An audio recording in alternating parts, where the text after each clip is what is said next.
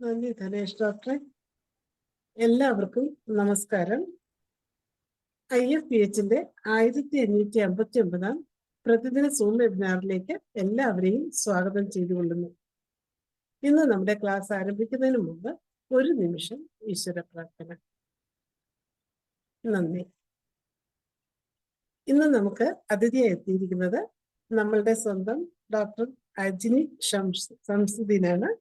BHMS, MSc Psychology, Diploma in Hospital Administration, Mind Power Trainer, Success Coach, Relationship Expert and Author, Counselor, 20 വർഷത്തെ ചികിത്സാനുഭവങ്ങൾ. ഇന്ന് നമുക്ക് ചിന്തിക്കൂ സമ്പന്നരാകൂ ഭാഗം 5 ആണ് ക്ലാസ് എടുക്കുന്നത്. ഈ ക്ലാസ് എടുക്കുന്നതിനായി ഡോക്ടർ അജ്നി ശംസുദ്ദീനെ ഈ പ്ലാറ്റ്ഫോമിലേക്ക് സ്നേഹപൂർവ്വം സ്വാഗതം ചെയ്യുന്നു. Thank you doctor Mariyamma John and thank you IFPH വീണ്ടും എന്നെ ക്ലാസ് എടുക്കാനുള്ള റോളിലോട്ട് വിളിക്കുന്നത്. അപ്പോ തിങ്ക് ആൻഡ് ഗ്രോ റിച്ച് എന്ന നെപ്പോളിയൻ ഹില്ലിന്റെ ബുക്കില് ഇന്നത്തെ കൊണ്ട് ക്ലാസ് തീർക്കണം എന്ന് ഞാൻ വിചാരിക്കുന്നു.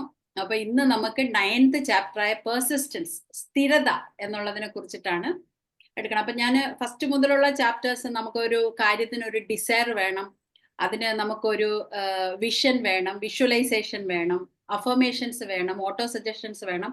അങ്ങനെ ഞാൻ മുമ്പുള്ള ചാപ്റ്ററൊക്കെ പല കാര്യങ്ങളെ പറ്റിയും പറഞ്ഞിരുന്നു. അപ്പൊ ഇന്ന് നമുക്ക് ഇനി 9th ചാപ്റ്ററായ പെർസിസ്റ്റൻസ് മുതലാണ് ഇന്ന് ഞാൻ പറയാനായിട്ട് ഉദ്ദേശിക്കുന്നത്. അപ്പൊ പെർസിസ്റ്റൻസ് എന്ന് പറയുമ്പം നമുക്ക് എല്ലാ കാര്യങ്ങളും തുടങ്ങാൻ നമുക്ക് എളുപ്പമാണ്. നമ്മളെല്ലാവർക്കും ഒരു കാര്യങ്ങളൊക്കെ പറയുമ്പോഴത്തേക്ക് ശരി തുടങ്ങാന്ന് പറയും. ഇപ്പൊ തന്നെ നമ്മുടെ IFPH തുടങ്ങി കുറേ നാള് ആദ്യത്തെ സമയത്തൊക്കെ നമ്മൾ കോവിഡ് കഴിഞ്ഞപ്പോൾ ഇത് സ്റ്റോപ്പ് ചെയ്യണം എന്ന് വിചാരിച്ചു. ഇതിങ്ങനെ കണ്ടിന്യൂസ് പോകുന്ന എല്ലാവർക്കും ഒരു പാടാണെന്ന് വിചാരിച്ചു. ഇതങ്ങനെ പോയാൽ എല്ലാ ദിവസവും നമ്മളിങ്ങനെ ഇരിക്കുമ്പോൾ ബുദ്ധിമുട്ടാണ്, അതുകൊണ്ട് നിർത്താം, ആഴ്ചയിൽ ഒരിക്കലാക്കാം എന്നൊക്കെ നമ്മൾ ആദ്യ കാലത്തിൽ അങ്ങനെയൊക്കെ ഒരു ഡിസ്കഷൻ വന്നായിരുന്നു. പക്ഷെ തുടർന്നു കൊണ്ട് പോകണം എന്ന് പറഞ്ഞ് സത്യം പറഞ്ഞ നമ്മുടെ ഹോമിയോപ്പത്തിക് ലവേഴ്സിന്റെ കമ്പൽഷൻ കൊണ്ടാണ്. പക്ഷെ തുടർന്നു പോയത് കൊണ്ടാണ് ഇത് വിജയിച്ചത് എന്ന് പറയുന്നത് പോലെ ഏത് കാര്യവും നമുക്ക് തുടങ്ങിയിട്ട് പിന്നെ കണ്ടിന്യൂസ് ആയിട്ട് അത് തുടർന്നു കൊണ്ട് പോകാനാണ് എല്ലാ കാര്യത്തിനും പാട്. അപ്പൊ പെർസിസ്റ്റൻസിന് തുടർന്ന് കഴിഞ്ഞാൽ പിന്നെ അങ്ങ് പോയിക്കോളും. പക്ഷെ നമുക്ക് ആ ഒരു ചിന്തിക്കുന്ന ഒരു ഘട്ടമുണ്ട്, ആ ഘട്ടം കടന്നു കിട്ടാനാണ് പാട്. അപ്പൊ നമ്മൾ പറയത്തില്ലേ തുടങ്ങാൻ പറ്റും, ആരംഭശൂരത്വം, അതൊക്കെ നമുക്ക് എല്ലാവർക്കും ഇനി ഇങ്ങനെ ചെയ്ത് കളയാം, അങ്ങനെ ചെയ്ത് കളയാം, ആ ബിസിനസ് തുടങ്ങിക്കളയാം എന്നൊക്കെ പറയുമ്പോൾ നമ്മൾ എല്ലാവരും ഓക്കെ എന്ന് പറയും. പക്ഷെ അത് കണ്ടിന്യൂസ് ആയിട്ട് അത് തുടർന്നു കൊണ്ട് പോവുക എന്നത് ഒരു വലിയ പാടാണ്. അപ്പൊ പെർസിസ്റ്റൻസ് നമുക്ക് എങ്ങനെ നിലനിർത്താം എന്നുള്ളതിനെ കുറിച്ചിട്ടാണ് ഇതിൽ പറയുന്നത്. ഇപ്പോ നമ്മളൊരു കാര്യം തുടങ്ങുമ്പോൾ നമുക്ക് അതിന് ഡെഫിനിറ്റ്നെസ് ഓഫ് പർപ്പസ് വേണം. നമ്മൾ എന്തിനു വേണ്ടി അത് തുടങ്ങുന്നു എന്നുള്ള ഒരു ചിന്ത നമുക്ക് വേണം. ഓക്കെ, ഞാൻ ഇപ്പൊ ഡെഫിനിറ്റ്നെസ് ഓഫ് പർപ്പസ് വേണം, ഡെഫിനിറ്റ്നെസ് ഓഫ് പ്ലാൻ വേണം, അതെന്താണ് ചെയ്യേണ്ടതെന്നൊരു ഐഡിയ വേണം. അത് പോരാഞ്ഞിട്ട് ആക്യുറേറ്റ് നോളജ് വേണം. ഇപ്പൊ ഒരാൾക്ക് എല്ലാത്തിനെ കുറിച്ചും നോളജ് ഉള്ള മനുഷ്യരല്ല എല്ലാവരും.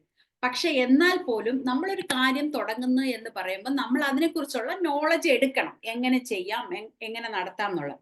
ഇപ്പോ ഞാൻ ലേഡീസിന് ഉപകാരപ്പെടുന്ന ഒരു പ്രൊഡക്റ്റ് ഇറക്കാനാണ് പോകുന്നത്. അപ്പൊ എനിക്ക് ഡെഫിനിറ്റ്നെസ് ഓഫ് പർപ്പസ് വേണം. സ്ത്രീകൾക്ക് ഉപകാരപ്പെടുന്ന ഒരു മെഷീൻ ഞാൻ ഇറക്കണം എന്ന് ഞാൻ വിചാരിക്കുകയാണ്. അപ്പോ ഇത് എന്തിനാണ് ഞാൻ ഈ ബിസിനസ് തുടങ്ങുന്നത്? എന്തിനാണ്? എനിക്ക് പൈസ ഉണ്ടാക്കാൻ വേണ്ടിയിട്ടാണ് ബിസിനസ് തുടങ്ങുന്നത്, അതിൽ തർക്കമൊന്നുമില്ല. പക്ഷെ എന്നാൽ പോലും സ്ത്രീകൾക്ക് അത് ഉപകാരപ്പെടും, അവർക്കത് ഉപകാരപ്പെടുകയും വേണം, അതിൽ നിന്ന് എനിക്ക് പൈസ ഉണ്ടാക്കാൻ വേണം. അല്ലാതെ നമ്മൾ വെറും എനിക്ക് പൈസ ഉണ്ടാക്കണം എന്ന് മാത്രം നമുക്ക് വരരുത്, അതിനൊരു പർപ്പസും കൂടെ വേണം, എന്നാലേ അത് വിജയിക്കത്തുള്ളൂ. പിന്നെ സ്ത്രീകൾക്ക് ഇപ്പൊ നമ്മള് തുടയ്ക്കുന്ന മെഷീൻ ഉണ്ടല്ലോ, മറ്റേ ഇതിട്ട് കൊടുത്താൽ തുടയ്ക്കുന്നത്, അപ്പൊ അത് സ്ത്രീകൾക്ക് അത് ഉപകാരപ്പെടും. അപ്പൊ അത് എവിടെയാണ് അത് വിൽക്കുന്നത്? സ്ത്രീകൾ ഉള്ളിടത്താണ് അത് വിൽക്കുന്നത്. അല്ലെങ്കിൽ തുടയ്ക്കുന്നതോ തൂക്കുന്നതോ എന്തെങ്കിലും അരിയുന്നതോ ഒക്കെ ഉള്ളത് സ്ത്രീകൾ ഉള്ളിടത്താണ് ഇത് ചെയ്യുന്നത്. അല്ലെങ്കിൽ ഏതെങ്കിലും ഒരു പ്രോഡക്റ്റ്, ഇപ്പം പിന്നെ എന്താ പറയുന്നത്, ചെമ്മീൻ കൂടുതലുള്ള സ്ഥലത്ത് ചെമ്മീൻ പൊളിക്കുന്ന ഒരു പ്രത്യേക കത്തി ഉപയോഗപ്പെടുമെന്ന് വെച്ചോ, അല്ലെങ്കിൽ കശുവണ്ടി കൂടുതലുള്ള സ്ഥലത്താണെങ്കിൽ കശുവണ്ടി ഇത് ചെയ്യുന്ന ഒരു സാധനം കൂടുതൽ പ്രയോജനപ്പെടുമെന്ന് വെച്ചോ. അപ്പൊ അത് എവിടെ ഇറക്കണം എന്ന് നമുക്ക് ഒരു ബോധ്യം വേണം. അതുപോലെ ഇപ്പം നമ്മള് നല്ല വെള്ളച്ചാട്ടമൊക്കെ ഉള്ള തണുത്ത് കുളിച്ചു വരുന്ന സ്ഥലത്ത് ഒരാൾ ചൂടോടെ ബജിയും ചായയും വെക്കുവാണെങ്കിൽ അത് അയാൾക്ക് അവിടെ നല്ല മൂവ്മെന്റ് ഉണ്ടായിരിക്കും. അപ്പൊ അങ്ങനെ നമുക്ക് അവിടെ ആൾക്കാർക്ക് ചായ കുടിക്കാൻ ഒരു ആഗ്രഹം തോന്നുന്നുണ്ട്. അവിടെ ഞാൻ ചായക്കട തുടങ്ങിയാൽ എനിക്ക് ചായയും പോവും, ആൾക്കാർക്ക് കുടിക്കാനുള്ള അവരുടെ ആ ഒരു ഡിസയറും സാറ്റിസ്ഫൈ ചെയ്യാൻ പറ്റും, എൻ്റെ ഒരു നീഡും സാറ്റിസ്ഫൈ ചെയ്യാൻ പറ്റും എന്നുള്ള ഒരു ബോധം നമുക്ക് വേണം. അപ്പൊ അത് ആർക്ക് ഉപകാരപ്പെടും, ഏത് ഏരിയയിൽ അത് ഉപകാരപ്പെടും? ഇപ്പൊ അതിന് പകരം വെള്ളം ചാടിക്കൊണ്ടിരിക്കുന്ന തണുത്ത് പറിച്ച് വരുന്ന സ്ഥലത്ത് ഒരാൾ ഐസ്ക്രീം ആണ് വിൽക്കുന്നത്, അല്ലെങ്കിൽ ഒരു കൂൾ ഡ്രിങ്ക്സ് ആണ് വിൽക്കുന്നതെങ്കിൽ അത് അവിടെ ഓടത്തില്ല. അപ്പൊ നമ്മൾ എന്താണ് ചെയ്യാൻ പോണതെന്നുള്ള ഒരു ഐഡിയ വേണം, അതിന്റെ ഒരു പർപ്പസ് വേണം, അതിന് അത് എന്താണ് പ്ലാൻ, അത് എവിടെ ഇരിക്കണം, ഏത് സ്ഥലത്തായിരിക്കണം, അതിന് ഞാൻ എത്ര പേര് വർക്ക് ചെയ്യിപ്പിക്കണം. ഇപ്പൊ ഞാനൊരു ബിസിനസ് തുടങ്ങാൻ പോകണം, അപ്പൊ ഞാൻ വിചാരിക്കുകയാണ് എനിക്കൊരു 9 സ്റ്റാഫ് വേണം എന്ന് ഞാൻ വിചാരിക്കുകയാണ്. ചിലപ്പോൾ തുടങ്ങിക്കഴിയുമ്പോൾ എനിക്ക് മനസ്സിലാവും 9 പേര് ചിലപ്പോൾ വേണ്ടായിരിക്കും, ചിലപ്പോൾ 9 പേരും കൂടെ വേണമായിരിക്കും. അതൊക്കെ തുടങ്ങിക്കഴിഞ്ഞാൽ നമുക്ക് മനസ്സിലാകാൻ പറ്റത്തുള്ളൂ, കാരണം നമ്മൾ ഓരോരോ ആൾക്കാരെ ഇതിടുമ്പോൾ. അപ്പൊ ഏതൊരു കാര്യത്തിനും പെർസിസ്റ്റൻസ് എന്ന് പറഞ്ഞാൽ വലിയ ഇമ്പോർട്ടൻ്റ് ആണ്. ഏതൊരു കാര്യവും തുടങ്ങാൻ എളുപ്പമാണ്, കാരണം നമ്മൾ ഈ മാതിരി നമുക്ക് ഒരു ഡെഫിനിറ്റ്നെസ് ഓഫ് പർപ്പസോ ഡെഫിനിറ്റ്നെസ് ഓഫ് പ്ലാനോ അല്ലെങ്കിൽ ഒരു ഐഡിയയോ ഒന്നുമില്ലാതെ നമ്മളൊരു സാധനം, അതിനെക്കുറിച്ച് നോളജ് എടുക്കാതെയോ നമ്മളൊരു സാധനം തുടങ്ങിയാൽ നമുക്കത് തുടർന്ന് കൊണ്ടുപോകാനായിട്ട് പറ്റത്തില്ല. അല്ലെങ്കിൽ ഞാൻ പറഞ്ഞല്ലോ, തുടങ്ങിയതിന് ശേഷം പല കാര്യങ്ങൾ വരും. ഇപ്പോൾ ഒരു വീടാണെങ്കിലും വെച്ചതിന് ശേഷം നമ്മൾ ഉപയോഗിക്കുമ്പോഴാണ് നമ്മൾ ഓർക്കുന്നത് അയ്യോ വാഷ് ബേസിന് അപ്പുറത്ത് വേണമായിരുന്നു, അല്ലെങ്കിൽ മറ്റേ തട്ട് ഇപ്പുറത്ത് വേണമായിരുന്നു എന്നൊക്കെ നമ്മൾ വിചാരിക്കുന്നത് നമ്മൾ ഉപയോഗിക്കുമ്പോഴാണ്. അങ്ങനെ ഉപയോഗിക്കുമ്പോഴും ബിസിനസ് തുടങ്ങിയതിന് ശേഷവും ജീവിതത്തിൽ ഒരുപാട് മാറ്റങ്ങൾ നമ്മൾ വരുത്തും, അത് വേറെ കാര്യം. പക്ഷെ എന്നാൽ പോലും അതെവിടെ പോകണം, എങ്ങനെ ചെയ്യണം, എങ്ങനെ വിൽക്കണം എന്നൊക്കെ ഉള്ളതിനെ കുറിച്ചുള്ള വ്യക്തത നമുക്ക് വേണം, ആ സ്ഥിരത വേണം. അപ്പൊ ഒരു മാറ്റം വരുത്തണം എന്ന് പറയുമ്പോൾ തന്നെ ഇത് നമുക്ക് റെഡിയാവൂല, ഇത് ഒരുപാട് മാറ്റം ഇപ്പം വരുത്തി എന്ന് പറഞ്ഞ് നമ്മൾ ഇട്ടിട്ട് പോകാനായിട്ട് പാടില്ല. പിന്നെ ഞാൻ ചുരുക്കിയാണ് പറയുന്നത് കേട്ടോ, ഇനി കൂടുതൽ വായിക്കണം. ഓക്കെ, പിന്നെ അടുത്തത് 10th ചാപ്റ്റർ മാസ്റ്റർ മൈൻഡ് ആണ്. മാസ്റ്റർ മൈൻഡിനെ കുറിച്ച് ഞാൻ ഇതിനു മുമ്പ് പറഞ്ഞിരുന്നു. മാസ്റ്റർ മൈൻഡ് എന്ന് പറഞ്ഞാൽ നമുക്ക് നമ്മുടെ സമാന ചിന്താഗതിയുള്ള ഒരു ഗ്രൂപ്പ് ഓഫ് ആൾക്കാർ എന്ന് പറഞ്ഞാൽ, ഇപ്പം ഞാൻ പഠിച്ചത് മെഡിസിൻ ആണ്, അല്ലെങ്കിൽ ഞാൻ പഠിച്ചത് സൈക്കോളജി ആണ്, എനിക്ക് ഈ കമ്പ്യൂട്ടർ ആപ്ലിക്കേഷനോ ഇതെങ്ങനെയാണ് ഇത് ചെയ്യുന്നതെന്നോ അങ്ങനെ പല കാര്യങ്ങൾ, എഡിറ്റിങ്ങോ മറ്റു കാര്യങ്ങളൊന്നും എനിക്ക് അറിയത്തില്ല. അപ്പൊ എനിക്കിപ്പോ വീഡിയോസ് ഒക്കെ ചെയ്യണമെങ്കിൽ ഞാൻ എഡിറ്റ് ചെയ്യുന്ന ഒരാളെ കൂട്ടുപിടിക്കേണ്ടതുണ്ട്, ഒരു ഷൂട്ട് ചെയ്യണമെങ്കിൽ ക്യാമറമാനെ കൂട്ടുപിടിക്കേണ്ടതുണ്ട് എന്ന് പറഞ്ഞാൽ അവരെയൊക്കെ കൂടെ കൂട്ടിച്ചേർക്കേണ്ടതുണ്ട്, അവരുടെ ഐഡിയാസ് എടുക്കേണ്ടതുണ്ട്. അപ്പോൾ നമ്മൾ എപ്പോഴും എങ്ങനെയെന്ന് വെച്ചാൽ നമ്മളുടെ സമാന ചിന്താഗതിയുള്ള, ഇപ്പം ആരെങ്കിലും ഒക്കെ വിളിച്ചിട്ട് നമ്മൾ പറയുകയാണ് എനിക്കൊന്ന് ഷൂട്ട് ചെയ്ത് തരണം കേട്ടോ എന്ന് പറയുമ്പോൾ, ഷൂട്ടിങ്ങിനെ കുറിച്ച് ഒരു ഐഡിയ ഇല്ലാത്ത ഒരാളുടെ അടുത്ത് പറയുകയോ അല്ലെങ്കിൽ മാർക്കറ്റിങ്ങിനെ കുറിച്ച് ഒരു ഐഡിയ ഇല്ലാത്ത ഒരാളോട് പറയുകയോ ചെയ്യുമ്പോഴത്തേക്ക് അവർ പറയുമോ ഇതൊന്നും ഇപ്പൊ ശരിയാകത്തില്ലെന്ന്, ഇപ്പൊ എല്ലാവരും AI ഒക്കെ വന്നില്ലേ, ഇനിയിപ്പം നമ്മൾ ഇങ്ങനെയൊന്നും ചെയ്യണ്ട എന്ന് പറഞ്ഞ് നമ്മളെ ഡിസ്കറേജ് ചെയ്യത്തേ ഉള്ളൂ. അപ്പോൾ നമ്മൾ എപ്പോഴും കൂട്ടത്തിൽ കൂട്ടേണ്ടത് ചന്ദനം ചാരിയ ചന്ദനം മണക്കും എന്ന് പറയുന്നതാണ്. മുല്ലപ്പൂമ്പൊടി ഏറ്റുകിടക്കും കല്ലിനുമുണ്ടാ സൗരഭ്യം. എപ്പോഴും നല്ല കൂട്ടുകാരെ നമ്മൾ തിരഞ്ഞെടുക്കണം. നിങ്ങള് എല്ലാ ദിവസവും മിണ്ടുന്ന ഒരു വ്യക്തി ഉണ്ടെങ്കിൽ ആ വ്യക്തിയുടെ സ്വഭാവവും നിങ്ങളുടെ സ്വഭാവവും ഒരുപോലെ തന്നെ ആയിരിക്കും. അപ്പോൾ എല്ലാ ദിവസവും മിണ്ടുന്ന വ്യക്തി അത്ര ശരിയായ ആളല്ലെങ്കിൽ നമ്മൾ പതുക്കെ അവരെ കട്ട് ചെയ്ത് മാറ്റണം. ഇപ്പം ചില ആൾക്കാരൊക്കെ പറയുന്ന അവരുടെ ചൈൽഡ്ഹുഡ് ഫ്രണ്ട്സ് ആണ്, അതങ്ങനെ കട്ട് ചെയ്യാൻ പറ്റൂല എന്നൊക്കെ. ചൈൽഡ്ഹുഡില് ചിലപ്പം ആദ്യമായിട്ട് സിഗരറ്റ് മേടിച്ചു കൊടുത്ത ഒരു ഫ്രണ്ടിന്റെ കൂടെയും കൂട്ടുപിടിക്കും, ആദ്യമായിട്ട് വല്ല എന്താ പറയുന്നത് ആവശ്യമില്ലാത്ത പിക്ചർ കാണിച്ചു കൊടുത്തവരുടെ കൂടെയും കൂട്ടുപിടിക്കും. പക്ഷെ ആ ഒരു നന്ദിയുടെ പേരിൽ നമ്മൾ ആ കൂട്ട് തുടർന്നുകൊണ്ട് പോവുകയാണെങ്കിൽ അത് നിങ്ങളെ എന്നും ബാധിക്കുക തന്നെ ചെയ്യും. അവരുമായിട്ട് പിണങ്ങി പിരിഞ്ഞ് അടിയിട്ടൊന്നും പോവുമൊന്നും വേണ്ട, പക്ഷെ നിർത്തേണ്ടടുത്ത് നിർത്തണം എന്നുള്ളതാണ് ഞാൻ പറഞ്ഞതിന്റെ അർത്ഥം. അപ്പോ നമുക്ക് ഉപകാരമുണ്ടോ, അല്ലെങ്കിൽ നമുക്ക് ഉപകാരമുള്ളവരെ മാത്രം വെക്കണമെന്നുള്ളതല്ല, നമ്മളെ അവർ ചീത്തയാക്കുവോ എന്നുള്ളതാണ്. നമ്മള് ഈ പറഞ്ഞ പോലെ ചന്ദനം ചാരിയാൽ ചന്ദനം മണക്കും എന്നുള്ളത് കൊണ്ട് നമ്മളെ അവര് ചാരിയാൽ അവരുടെ സ്വഭാവം നമ്മൾ പലപ്പോഴും പറയും അയ്യോ എനിക്ക് നിനക്ക് ഒരേപോലത്തെ അനുഭവം വന്നത് എങ്ങനെ വന്നു എന്ന് പറയും. അതങ്ങനെ അറിയാതെ വരുന്നതല്ല, നമ്മൾ സ്ഥിരമായിട്ട് സംസാരിക്കുന്ന നമുക്ക് രണ്ടും ഒരുപോലെ അല്ലേ. കൂട്ടുകാരൊക്കെ പറയും ഒരുപോലത്തെ ഭർത്താവിനെയാണ് ഞങ്ങൾക്ക് കിട്ടിയത്, കാരണം ഇവരുടെ രണ്ടുപേരുടെയും ഡിസ്കഷൻ എപ്പോഴും ഒരുപോലെ ആയിരിക്കും. അപ്പൊ ഒരുപോലെ വരത്തുള്ളൂ, ഒരേപോലെ ആയിരിക്കും. ഒരാൾ പറയുന്ന കേട്ടിട്ട് ഇപ്പം ഒരു സ്ഥലത്ത് അടി നടന്നാൽ നമ്മുടെ വീട്ടിലും അടി നടക്കും, കാരണം നമ്മൾ അത് അബ്സോർവ് ചെയ്യുകയാണ്. നമ്മൾ അറിഞ്ഞോ അറിയാതെയോ നമ്മൾ അവരുടെ ആ വഴക്കുകളെ പോലും നമ്മൾ അബ്സോർവ് ചെയ്തെടുക്കുക എന്നാണ് സത്യം. അത് നമ്മൾ അറിയുന്നില്ല, നമ്മൾ ഓർക്കുന്നില്ല. അവിടെ പക്ഷെ ഞങ്ങളുടെ വീട്ടിൽ ഇന്നലെ വഴക്ക് നടന്നു, അല്ലെങ്കിൽ ഞങ്ങൾക്കും അതേ പ്രശ്നം തന്നെ വന്നു. പിന്നെ ഇപ്പൊ സുഹൃത്തുക്കളൊക്കെ പറയും അവർക്കും ഡൈവോഴ്സ് ഇവർക്കും ഡൈവോഴ്സ്. ഇതൊക്കെ എന്താന്ന് പറഞ്ഞാൽ അതേ പ്രശ്നങ്ങളും അതേപോലെ തന്നെ സംസാരവും ആ രീതിയിൽ നമ്മുടെ തോട്ട് പോവുകയും ചെയ്യുന്നതുകൊണ്ടാണ് അങ്ങനെ സംഭവിക്കുന്നത്. Show your friends I will say your future എന്നാണ്. നിങ്ങളുടെ സുഹൃത്തുക്കളെ ഒന്ന് കാണിച്ചു തരൂ, അപ്പൊ ഞാൻ പറയാം നിങ്ങൾ ആരായി തീരും എന്നുള്ളതാണ് പറയുന്നത്. അപ്പോ എന്തിനാണ് നമ്മളിങ്ങനെ വെക്കുന്നത്? അറിവുള്ള ഒരു ഗ്രൂപ്പ് ഓഫ് ആൾക്കാരെ വെക്കുമ്പോൾ അവരുടെ അറിവുകളിൽ നിന്നും അവരുടെ അനുഭവങ്ങളിൽ നിന്നും നമുക്ക് പല ഇത് കിട്ടും. നമ്മുടെ അനുഭവങ്ങളിൽ നിന്നും നമുക്ക് കിട്ടും. പിന്നെ നമ്മൾ ചില കാര്യങ്ങളൊക്കെ പരീക്ഷിച്ച് ഫെയിലുവർ ആയാലും നമുക്ക് അതിൽ നിന്ന് അനുഭവമാണ് കിട്ടുന്നത്, അല്ലേ? തോമസ് ആൽവ എഡിസൺ ഒക്കെ ഒരുപാട് പ്രാവശ്യം ഫെയിലുവർ ആയപ്പോൾ അതിൽ നിന്ന് അനുഭവം കിട്ടി. നമ്മൾ പരീക്ഷിച്ച് വിജയിച്ച കാര്യത്തിൽ നിന്നും നമുക്ക് അനുഭവം കിട്ടും, അതിങ്ങനെ ഇങ്ങനെ ആയിരിക്കും എന്ന്. ഇപ്പോ നമ്മള് ഇതിപ്പോ വലിയ വലിയ ബിസിനസിന്റെ കാര്യമൊന്നും പറയണ്ട. ചോറ് വയ്ക്കാനാണെങ്കിൽ പോലും ഒരു ഭാഗത്തിൽ കൂടുതൽ നമ്മൾ വേവിച്ചു, അപ്പൊ അത് ശരിയായില്ല, അടുത്ത പ്രാവശ്യം കുറച്ചുകൂടെ വെള്ളം കൂടുതൽ വെക്കണം. ഒരു പ്രാവശ്യം പരിപ്പ് വെന്തില്ല, അടുത്ത അടുക്കി പിടിച്ചു പോയി, അപ്പൊ ഇപ്രാവശ്യം പരിപ്പിന്റെ മേളിൽ വെള്ളം പൊങ്ങി നിൽക്കണം. ഇങ്ങനെയെന്നൊക്കെ ഉള്ളത് പോലും നമുക്ക് ഒരു പ്രാവശ്യം ചെയ്തതിന് ശേഷമേ നമുക്ക് മനസ്സിലാകത്തുള്ളൂ. അല്ലാതെ നമ്മൾ ജീവിതകാലം മുഴുവൻ 50 വയസ്സ് വരെയും പരിപ്പ് വേവുന്ന കണ്ടോണ്ടിരുന്നാൽ ചിലപ്പോൾ നമുക്കത് മനസ്സിലാകണമെന്നില്ല. അപ്പൊ പല കാര്യങ്ങളും നമ്മൾ പരീക്ഷിച്ച് തന്നെയാണ് നമുക്ക് ഇതായിരുന്നു. ഇപ്പൊ ഹെൻറി ഫോർഡിന്റെ കഥ എടുക്കുവാണെങ്കിൽ, ഹെൻറി ഫോർഡിന് എഡ്യൂക്കേഷൻ ഉണ്ടായിരുന്നില്ല, നല്ല റിച്ച് ഫാമിലിയിലല്ല ജീവിച്ചത്, ഒരു ബിസിനസ് ഐഡിയാസ് ഇല്ലായിരുന്നു. പക്ഷെ അദ്ദേഹത്തിന് ഒരു ചാൻസ് കിട്ടി. ഒരു സക്സസ്ഫുൾ പീപ്പിളിനെ മീറ്റ് ചെയ്യാനായിട്ട് അദ്ദേഹത്തിന് ഒരു ചാൻസ് കിട്ടി. അവിടെ അദ്ദേഹം ഹാരി ഫയർസ്റ്റോണിനെ മീറ്റ് ചെയ്യുകയും ഹാരി ഫയർസ്റ്റോണിന്റെ വർത്തമാനത്തിൽ നിന്ന് അദ്ദേഹത്തിന് ഒരുപാട് മോട്ടിവേഷൻ കിട്ടുകയും അങ്ങനെയാണ് പിന്നീട് അദ്ദേഹം ഈ കാറ് കണ്ടുപിടിച്ചതും ഒക്കെ നടന്നത്. അപ്പൊ നമ്മൾ ആർക്കും നമ്മൾ തെരഞ്ഞെടുക്കുന്ന ഇപ്പൊ ഹെൻറി ഫോർഡ് അന്ന് ആ ഒരു മീറ്റിങ്ങിന് പോയില്ലായിരുന്നെങ്കിൽ ഇന്ന് നമുക്ക് ചിലപ്പോൾ ഫോർഡ് കമ്പനിയെ ഉണ്ടായിരിക്കത്തില്ലായിരുന്നു. അപ്പൊ എന്ന് പറയുന്നത് പോലെ ചില ഇൻസ്പയർഡ് ആകുന്ന ആൾക്കാര് ചില ആൾക്കാരുടെ മോട്ടിവേഷനിൽ നിന്നും ഇൻസ്പയർഡ് ആകും.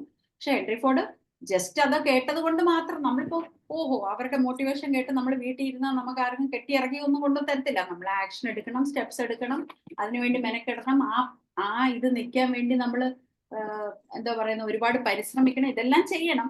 എന്നാൽ പോലും എപ്പോഴും നമ്മൾ സുഹൃത്തുക്കളെ തിരഞ്ഞെടുക്കുമ്പോൾ നമ്മൾ എപ്പോഴും പല കാര്യത്തിൽ അറിവുള്ള ഒരു ഗ്രൂപ്പ് ഓഫ് ആൾക്കാരുമായിട്ട് ഒരു മാസ്റ്റർ മൈൻഡ് ഗ്രൂപ്പ് ഉണ്ടാക്കുകയും അവിടെ നമ്മൾ കാര്യങ്ങൾ ഡിസ്കസ് ചെയ്യണം. അപ്പൊ ഞാൻ ഇതിനു മുമ്പും പറഞ്ഞിട്ടുണ്ട്, നമ്മളുടെ അമ്മയാണ്, അച്ഛനാണ്, സഹോദരങ്ങളാണ്, ഭർത്താവാണ്, ഭാര്യയാണെന്നുള്ള പേരിൽ എല്ലാരോടും എല്ലാ കാര്യങ്ങളും പറയരുത്. കാരണം പലപ്പോഴും നമ്മളെ ഡിസ്കറേജ് ചെയ്യത്തേ ഉള്ളൂ.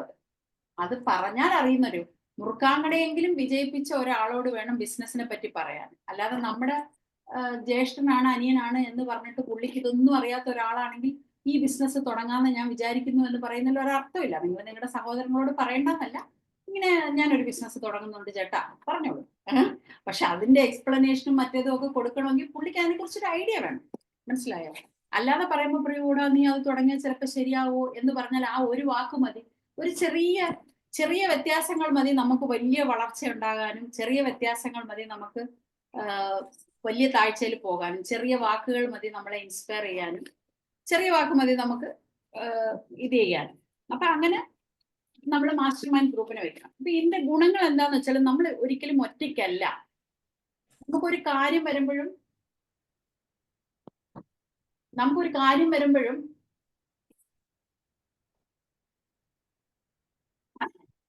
ഒരു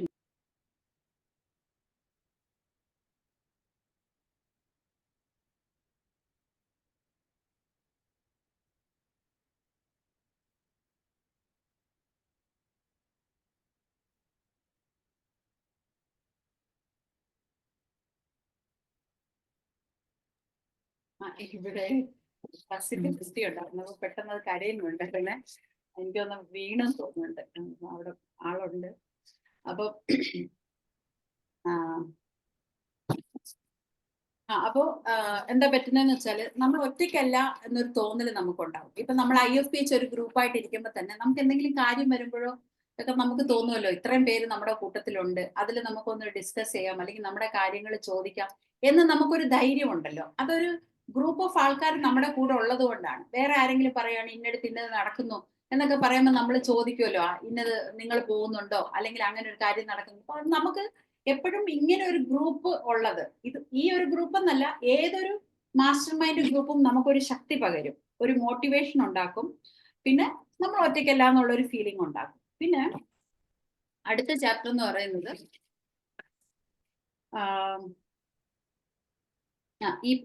ഇതുപോലെ തന്നെ ഹാരി ഫാസ്റ്റ്രോണിന്റെ കാര്യം പറഞ്ഞ പോലെ തന്നെ മഹാത്മാഗാന്ധിയൊക്കെ 200 മില്യൺ ആൾക്കാരെ ഒരേ ലക്ഷ്യത്തിന്റെ പുറകില് അത്രയും പേരെ കൊണ്ടുപോകാൻ ആ ലീഡർഷിപ്പിന് കഴിഞ്ഞു. അപ്പം നമുക്ക് ഒരു ഫ്രണ്ടിനെ തന്നെ കൂട്ടിട്ട് നിർത്താൻ നമുക്ക് ചിലപ്പം നമ്മുടെ അഭിപ്രായവും അവരുടെ അഭിപ്രായവും കൂടെ യോജിച്ചു പോകത്തില്ല. അങ്ങനെ പല പല ബുദ്ധിമുട്ടുകൾ ഉണ്ടാകും. അപ്പൊ ഒന്ന് ആലോചിച്ച് നോക്കണം, ഇത്രയും മനുഷ്യരെ ഒരേ ലക്ഷ്യത്തിന്റെ പുറകിൽ നിർത്തി സമരം ജയിക്കാനൊക്കെ അദ്ദേഹത്തിന് കഴിഞ്ഞു എന്ന് പറയുമ്പോഴത്തേക്ക് എത്ര വലിയ ലീഡർഷിപ്പ് ക്വാളിറ്റിയാണ് നമ്മൾ അവിടുന്ന് കണ്ടു പഠിക്കേണ്ടത് എന്നുണ്ട്. പിന്നെ അടുത്ത ചാപ്റ്റർ എന്ന് പറയുന്നത് 10th ചാപ്റ്റർ ആണ് മാസ്റ്റർ മൈൻഡ്. 11th ചാപ്റ്റർ ആണ് മിസ്റ്ററി ഓഫ് സെക്സ് ട്രാൻസ്മ്യൂട്ടേഷൻ. ഇതിലെ ഒരു ഇമ്പോർട്ടന്റ് ചാപ്റ്റർ ആണ്. സെക്സ് ട്രാൻസ്മ്യൂട്ടേഷൻ എന്ന് പറയുമ്പോൾ നമ്മളിവിടെ സെക്സ് എന്ന് പറയുമ്പോൾ ഇതൊരു അഡൽട്ട് ടോപ്പിക് അല്ല. കാരണം ഇതിൽ പറയുന്നത് എന്താ വെച്ചാല് ഒരു സെക്ഷൽ എനർജിയെ നമ്മൾ ട്രാൻസ്മ്യൂട്ട് ചെയ്ത് വേറൊരു എനർജി ഫോമിലായിട്ട് അത് ഉപയോഗിക്കുക എന്നുള്ളതാണ്. ഞാൻ പറയുമ്പോൾ അത് എത്രത്തോളം നിങ്ങൾക്ക് അത് മനസ്സിലാവുന്നുണ്ടെന്ന് എനിക്കറിയത്തില്ല. എനിക്കും ആദ്യം വായിച്ചപ്പോൾ മനസ്സിലായില്ല. അതായത് നമുക്ക് സാധാരണ ഒരു മനുഷ്യന് ഒരു സെക്ഷൽ ഡിസയർ തോന്നിയാൽ എന്താണ് ചെയ്യുന്നത്? സെക്ഷൽ ആക്ടിലിട്ട് ഒരു ഫിസിക്കൽ കോണ്ടാക്റ്റിലോട്ട് പോയി അതവിടെ എൻഡപ്പ് ആവുകയാണ് ചെയ്യുന്നത്. ആ ഉണ്ടായ ഒരു ഡിസയർ അതവിടെ തീരുവാണ് ചെയ്യുന്നത്. പക്ഷേ നെപ്പോളിയൻ ഹിൽ ഇവിടെ പറയുന്നതെന്ന് വെച്ചാൽ നമുക്ക് ഉണ്ടാകുന്ന ആ ഡിസയറിനെ ആ സെക്ഷൽ ആക്ടിലേക്ക് പോകാതെ ആ ഡിസയർ ഭയങ്കര ഒരു എനർജിയാണ്. അതായത് മോസ്റ്റ് പവർഫുള്ളും മോസ്റ്റ് നീഡഡുമായിട്ടുള്ള ഒരു ഹ്യൂമൻ എനർജിയാണ് സെക്സ് എനർജി എന്ന് പറയുന്നത്. അപ്പൊ ആ എനർജിയെ വേറൊരു ഫോമിലോട്ട് മാറ്റിയെടുത്താൽ അത് വലിയ കാര്യങ്ങൾക്കായിട്ട് ഉപയോഗിക്കാം എന്നാണ്. അപ്പൊ അത് പറയുമ്പം നിങ്ങൾക്ക് മനസ്സിലാക്കേണ്ട എങ്ങനെയാ വെച്ചാൽ, നമ്മളിപ്പം ഡാമിലൊക്കെ വെള്ളം കെട്ടി നിർത്തിയതിന് ശേഷം അത് എനർജി ഫോമിന് വേണ്ടിയിട്ട് ഉപയോഗിക്കത്തില്ലേ എന്നുള്ള രീതിയിൽ നിങ്ങൾ ഒരിക്കലും സപ്രസ് ചെയ്ത് വെക്കണം എന്നല്ല. സെക്ഷൽ ഫീലിങ്ങിനെയോ സെക്ഷൽ ആക്ടിനെയോ സപ്രസ് ചെയ്ത് വെക്കണം എന്നല്ല, പക്ഷെ അതിനെ മാറ്റി, അതായത് ശരിയായി ചാനലൈസ് ചെയ്ത് ശരിയായ ദിശയിലേക്ക് വിടണം എന്നുള്ളതാണ് ഇതുകൊണ്ട് ഉദ്ദേശിക്കുന്നത്. ഇത് മനസ്സിലായില്ല എന്നുണ്ടെങ്കിൽ ഒന്നും കൂടെ ആ ബുക്കിൽ ഒന്ന് വായിച്ചു നോക്കുക. അപ്പോ ഇതുകൊണ്ടുള്ള പ്രയോജനങ്ങൾ എന്താന്ന് പറഞ്ഞാല് നമ്മള് ഈ പറയുന്ന പോലെ ഒരു ആക്റ്റിലല്ല, ഒരു ഫിസിക്കൽ കോണ്ടാക്റ്റിലല്ല അത് പോകുന്നെങ്കിൽ വലിയ വലിയ ഉദ്ദേശങ്ങൾക്ക് വേണ്ടിയിട്ട് അത് ഉപയോഗിക്കാനായിട്ട് സാധിക്കും. അതായത് നമ്മുടെ നെപ്പോളിയൻ ബോണപ്പാർട്ടിന്റെ വൈഫ് പറഞ്ഞു, ഇത്രയും സ്ഥലങ്ങള് നിങ്ങൾ പിടിച്ചാൽ, അതായത് എന്താ പറഞ്ഞ പിടിച്ചാലെന്നല്ല, സ്ഥലങ്ങള് യുദ്ധം ചെയ്ത് നമ്മൾ എടുക്കുമല്ലോ, നമ്മളുടേതാക്കുമല്ലോ, അത്രയും സ്ഥലങ്ങൾ എടുത്താലാണ് ഞാൻ നിങ്ങളുടെ സ്വന്തം എന്ന് പറഞ്ഞു. അപ്പൊ അങ്ങനെ തനിക്ക് ഇഷ്ടപ്പെട്ട ആളെ സ്വന്തമാക്കാൻ വേണ്ടി ആണ് അദ്ദേഹത്തിന് കൂടുതൽ ഇൻസ്പിറേഷൻ കിട്ടിയത് ഈ സ്ഥലങ്ങളൊക്കെ പിടിച്ചെടുക്കാൻ വേണ്ടിയിട്ട്. മനസ്സിലായോ? അപ്പൊ അതിന്റെ പുറകിൽ സത്യത്തിൽ പ്രവർത്തിച്ചത് ഈ സെക്ഷൽ ട്രാൻസ്മ്യൂട്ടേഷൻ തന്നെയാണ്. ഇപ്പോ നെപ്പോളിയൻ ബോണപ്പാർട്ടിന്റെ കഥയൊന്നും നമ്മൾ എടുക്കണ്ട. നമ്മുടെ നാട്ടിൽ അങ്ങോട്ടും ഇങ്ങോട്ടും അലഞ്ഞു നടക്കുന്ന ചെറിയ പയ്യന്മാരൊക്കെ കാണും. അവരുടെ കല്യാണം ആലോചിച്ച് അല്ലെങ്കിൽ അവരൊരു പ്രണയത്തിലൊക്കെ വീണതിന് ശേഷം കാണാം പരീക്ഷ എഴുതി പാസ്സാകുന്നു, വീട് വെക്കുന്നു, ജോലി കിട്ടുന്നു, അങ്ങനെ പല പല കാര്യങ്ങൾ അവർ ചെയ്യുന്ന കണ്ടിട്ടില്ല. അവരെ കൊണ്ട് നേരത്തെ മുമ്പേ നടക്കാത്ത പല കാര്യങ്ങളും ചെയ്യും. അപ്പൊ അതിന്റെ പുറകില് ഒരു സെക്ഷൽ ട്രാൻസ്മ്യൂട്ടേഷൻ ആണ് നടക്കുന്നത്. ഇത് പറയുമ്പോൾ നമ്മൾ ഓർക്കും അവരെപ്പോഴും സെക്സിനെ കുറിച്ച് ചിന്തിക്കുകയാണ്. അങ്ങനെയൊന്നല്ല. നമുക്ക് ഇഷ്ടപ്പെട്ടതിനെ ഇതാക്കാനും അവരെ നമ്മളിലേക്ക് അട്രാക്ട് ചെയ്യാനും അതിന്റെ ഒരു പൂർത്തീകരണത്തിനും വേണ്ടിയിട്ടാണ് പല നന്മയിലേക്കും, വീട് നന്നാക്കല്, പഠിക്കല്, പരീക്ഷ തോറ്റൊരു പരീക്ഷ എഴുതല്, പിന്നെ എന്താ നല്ല ദുശീലങ്ങളൊക്കെ ഉണ്ടെങ്കിൽ അത് മാറ്റല്, ഇങ്ങനെ പല കാര്യങ്ങൾ. അപ്പൊ നമ്മൾ വലിയ വലിയ എക്സാമ്പിൾ എന്ന് പറയണത് നമ്മുടെ ചുറ്റും തന്നെ നമുക്ക് ഒരുപാട് എക്സാമ്പിൾ ഇതിന് നമുക്ക് കാണാനായിട്ട് സാധിക്കും. അതായത് ഇപ്പൊ നമ്മൾ എല്ലാ കാര്യത്തിലും, ഇപ്പം ഏതൊരു കാര്യത്തിലും ഇപ്പം നമ്മൾ വണ്ണം കുറയ്ക്കാൻ വേണ്ടിയിട്ട് ചില ഫുഡുകളൊക്കെ കഴിക്കുമ്പോൾ നമുക്ക് ഇഷ്ടപ്പെട്ട ചില ഫുഡുകൾ, ഫ്രൈസ്, അങ്ങനത്തെ സാധനങ്ങളൊക്കെ നമ്മൾ മാറ്റി വെക്കുകയും നല്ല ഫുഡ് കഴിച്ചിട്ട് നമ്മളുടെ ആ ഡിസൈഡ് നമുക്ക് ഏതാണ് വേണ്ടത്, ഏതൊരു വെയിറ്റിലോട്ടാണ് നമ്മൾ പോകേണ്ടത് എന്നുള്ള രീതിയിലേക്ക് നമ്മൾ വരികയും ചെയ്യും. അപ്പോൾ അദ്ദേഹം ഇത് വെറുതെ പറയുന്നതല്ല. നെപ്പോളിയൻ ഹിൽ, ഇത് എന്റെ സ്വന്തം അഭിപ്രായമല്ല, നെപ്പോളിയൻ ഹില്ലിന്റെ അഭിപ്രായമാണ്. അദ്ദേഹവും 10,25,000 പേരിൽ നടത്തിയ എക്സ്പെരിമെന്റിന്റെയും ചോദിച്ച് മനസ്സിലാക്കിയതിന്റെയും കാര്യത്തിലാണ് ഇത് ചെയ്യുന്നത്. അതുകൊണ്ടാണ് അദ്ദേഹം ഇതിൽ പറയുന്ന, അതുകൊണ്ടാണ് മിക്കവാറും ആൾക്കാർ ഒരു സക്സസിന് വേണ്ടി ചെറിയ പ്രായത്തിലേ തുടങ്ങിയാലും മിക്കവാറും ആൾക്കാർ സക്സസ് ആകുന്നത് 40-നും 50-ഒക്കെ ആകുമ്പോഴാണ്. കാരണം അവർ കൂടുതലും അവരുടെ വർക്കിലോട്ട് കോൺസെൻട്രേറ്റ് ചെയ്ത് ജീവിതത്തിൽ വിജയിക്കണം എന്ന് കരുതുന്ന ആ ഒരു അവസരത്തിലാണ് വിജയിച്ചു വരുന്നത്. കാരണം പല എക്സ്പെരിമെന്റും മറ്റു കാര്യങ്ങളും ഒക്കെ നടത്തി അങ്ങനെ വരും. അപ്പോൾ അതായത് 10 സ്റ്റിമുലേസ് നമ്മളുടെ നോർമൽ സ്റ്റിമുലേസ് പറയുന്നുണ്ട്. Sex, desire for love, burning desire for money and power, പിന്നെ മ്യൂസിക്, ഫ്രണ്ട്ഷിപ്പിന് വേണ്ടിയിട്ടുള്ള ഇത്, master mind alliance, mutual sufferings. ഇപ്പം മ്യൂച്വൽ സഫറിങ്സും നമുക്ക് പല കാര്യങ്ങളും ചെയ്യാൻ സാധിക്കും. ഇപ്പൊ ഞാൻ അനുഭവിക്കുന്ന അതേ ഒരു ബുദ്ധിമുട്ട് വേറൊരാൾ അനുഭവിക്കുന്നു എന്ന് കാണുമ്പോൾ അവർക്ക് വേണ്ടി ഒരു സഹായം ചെയ്യാനോ ആ ഫീലിംഗ് മനസ്സിലാക്കാനോ നമുക്ക് സാധിക്കും. ഇപ്പോ നോർമലി ലേഡീസ് ഒക്കെ പറയും, ഞാനും ഒരു അമ്മയാണ്, എനിക്കത് മനസ്സിലാവും, ആ ഫീലിംഗ് മനസ്സിലാവും എന്ന് പറയുന്നത്. ഒരു അമ്മയാവുമ്പോഴാണ് ഒരമ്മയുടെ ഫീലിംഗ് നമുക്ക് മനസ്സിലാകുന്നത് എന്ന് പറയുന്ന പോലെ ഞാനും ഒരു അച്ഛനാണ് എന്നൊക്കെ പറയുന്നത് പോലെ ഒരു സെയിം സഫറിങ്സും സെയിം അനുഭവങ്ങളും ഉള്ളവർക്ക് മറ്റൊരാളുടെ എക്സ്പീരിയൻസ് കുറച്ചുകൂടെ മനസ്സിലാകും. പിന്നെ ഓട്ടോ സജഷൻസ്, പിന്നെ ഫിയർ, ആൽക്കഹോള്, ഡ്രഗ്സ് എന്നൊക്കെ പറയുന്നത് നെഗറ്റീവ് സ്റ്റിമുലേസ് ആണ്. പക്ഷെ എന്നാൽ പോലും ഫിയർ എന്ന് പറയുന്ന ആ സ്റ്റിമുലയ്ക്ക് ഒരു പവർ ഉണ്ട്. കാരണം എന്ന് വെച്ചാൽ നമ്മളിപ്പോ പറയാണ്, ഈ ജോലിയൊക്കെ ചെയ്യുന്ന ആൾക്കാരോട് പറയാണ്, അടുത്ത മാസം ഇത്രാം തീയതിക്കുള്ളിൽ നിങ്ങൾ ടാർഗറ്റ് അച്ചീവ് ചെയ്യണം എന്ന് പറയുമ്പോൾ എന്ത് പറ്റും? അതൊരു പേടിയുടെ പുറത്താണെങ്കിലും അത് അച്ചീവ് ചെയ്യാനായിട്ട് സാധിക്കും. അല്ലെങ്കിൽ പരീക്ഷയ്ക്ക് മുമ്പ് പഠിച്ചു തീരണം, പരീക്ഷയ്ക്ക് ഞാൻ എന്ത് എഴുതും എന്ന് വിചാരിച്ചിട്ട് എടുത്തു തീരും. അപ്പൊ അതൊക്കെ ഒരു പേടിയുടെ പുറത്തുള്ള, പേടി എന്നുള്ള സ്റ്റിമുലേ ആണെങ്കിൽ പോലും ചില കാര്യങ്ങൾ അവിടെ നമുക്ക് നിൽക്കും. അപ്പോ നമ്മുടെ ജീവിതത്തിൽ നമുക്ക് എവിടെയാണോ വിജയിക്കേണ്ടത് അവിടെ നമുക്ക് നമ്മുടെ ലൈംഗിക ഊർജം ഉപയോഗിച്ച് നമുക്ക് അവിടെ വിജയം നേടാനായിട്ട് സാധിക്കുമെന്നാണ് അദ്ദേഹം നമുക്ക് പറഞ്ഞു തരുന്നത്. അതായത് കറക്റ്റ് ആയിട്ട് ചാനലൈസ് ചെയ്ത് നിങ്ങൾ ഇതിലോട്ട് ഇടുക. പിന്നെ 12ാമത്തെ ചാപ്റ്റർ ആണ് സബ് കോൺഷ്യസ് മൈൻഡ്. അടുത്ത സബ് കോൺഷ്യസ് മൈൻഡിനെ കുറിച്ച് ഞാൻ ഒരു ഫുൾ ബുക്ക് തന്നെ ഡോക്ടർ രജനി മൈൻഡ് മെന്ററിൽ ഇട്ട് വെച്ചിട്ടുണ്ട്, the power of your sub conscious mind എന്ന്. അപ്പോൾ ഇതില് സബ് കോൺഷ്യസ് മൈൻഡിനെ കുറിച്ച് പറയുമ്പോൾ ഞാൻ നേരത്തെ തന്നെ പറഞ്ഞിട്ടുണ്ട്, നമ്മുടെ 10% ആണ് നമ്മുടെ കോൺഷ്യസ് മൈൻഡ്. അതായത് ഞാനിപ്പോൾ നിങ്ങളോട് സംസാരിക്കുന്നു, നിങ്ങൾ എന്നെ ലിസൺ ചെയ്യുന്നു, നമ്മളിവിടെ സൂം ഓപ്പൺ ആക്കി നമ്മൾ ഉണർന്നിരുന്ന് പ്രവർത്തിക്കുന്നതെല്ലാം നമ്മുടെ കോൺഷ്യസ് മൈൻഡും. നമ്മൾ ഉറങ്ങുമ്പോഴും നമ്മുടെ ശ്വാസോച്ഛ്വാസം നടക്കുന്നു, നമ്മളുടെ പിന്നെ ഡൈജസ്റ്റീവ് സിസ്റ്റം നടക്കുന്നു, നമ്മുടെ ബ്ലഡ് എല്ലായിടത്തോട്ടും പോകുന്നു, മറ്റുള്ള കാര്യങ്ങളെല്ലാം നടക്കുന്നു എന്നുള്ളത് നമ്മുടെ സബ് കോൺഷ്യസ് മൈൻഡ് ചെയ്യുന്ന പ്രവൃത്തിയാണ്.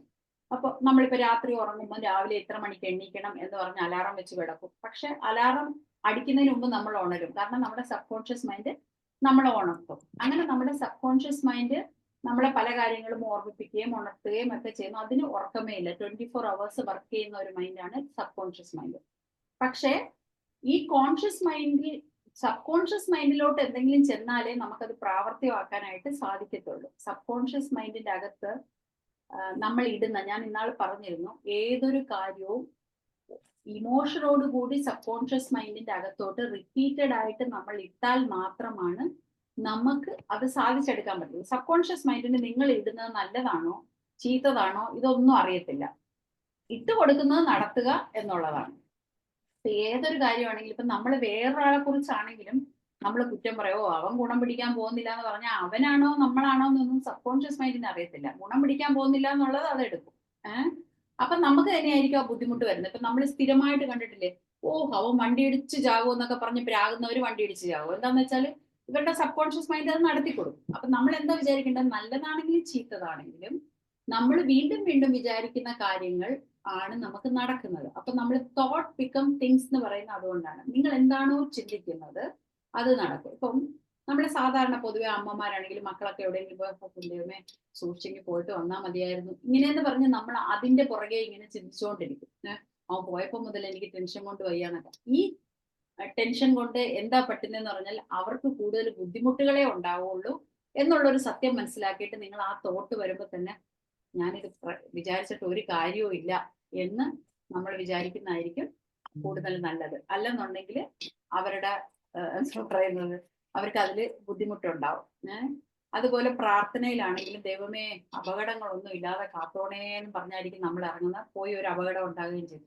ദൈവം ഞങ്ങളെ സേഫ് ആയിട്ട് കാത്തോണേ. എപ്പോഴും നമ്മുടെ വാക്കുകളിൽ പോലും ഒരു അപകടമെന്നോ ദുഃഖങ്ങളെന്നോ കടങ്ങളെന്നോ കടങ്ങളിൽ നിന്ന് രക്ഷിക്കണമെന്നോ അങ്ങനെയൊന്നും നമ്മൾ പറയാതെ നമ്മൾ അതിന് പകരമുള്ള ഒരു പോസിറ്റീവ് വേർഡ് ഉപയോഗിക്കണം. കാരണം നമ്മുടെ മനസ്സ് അത് അബ്സോർവ് ചെയ്തുകൊണ്ടേയിരിക്കും. നമ്മൾ ഇപ്പൊ കുട്ടികളെയൊക്കെ ഇങ്ങനെയാണെങ്കിലും ചുമ്മാ ഒരു തമാശക്കായിരിക്കും പറയുന്നത്, ഓ ഒടുക്കത്തെ പോക്ക് ഉണ്ടാകണ്ട.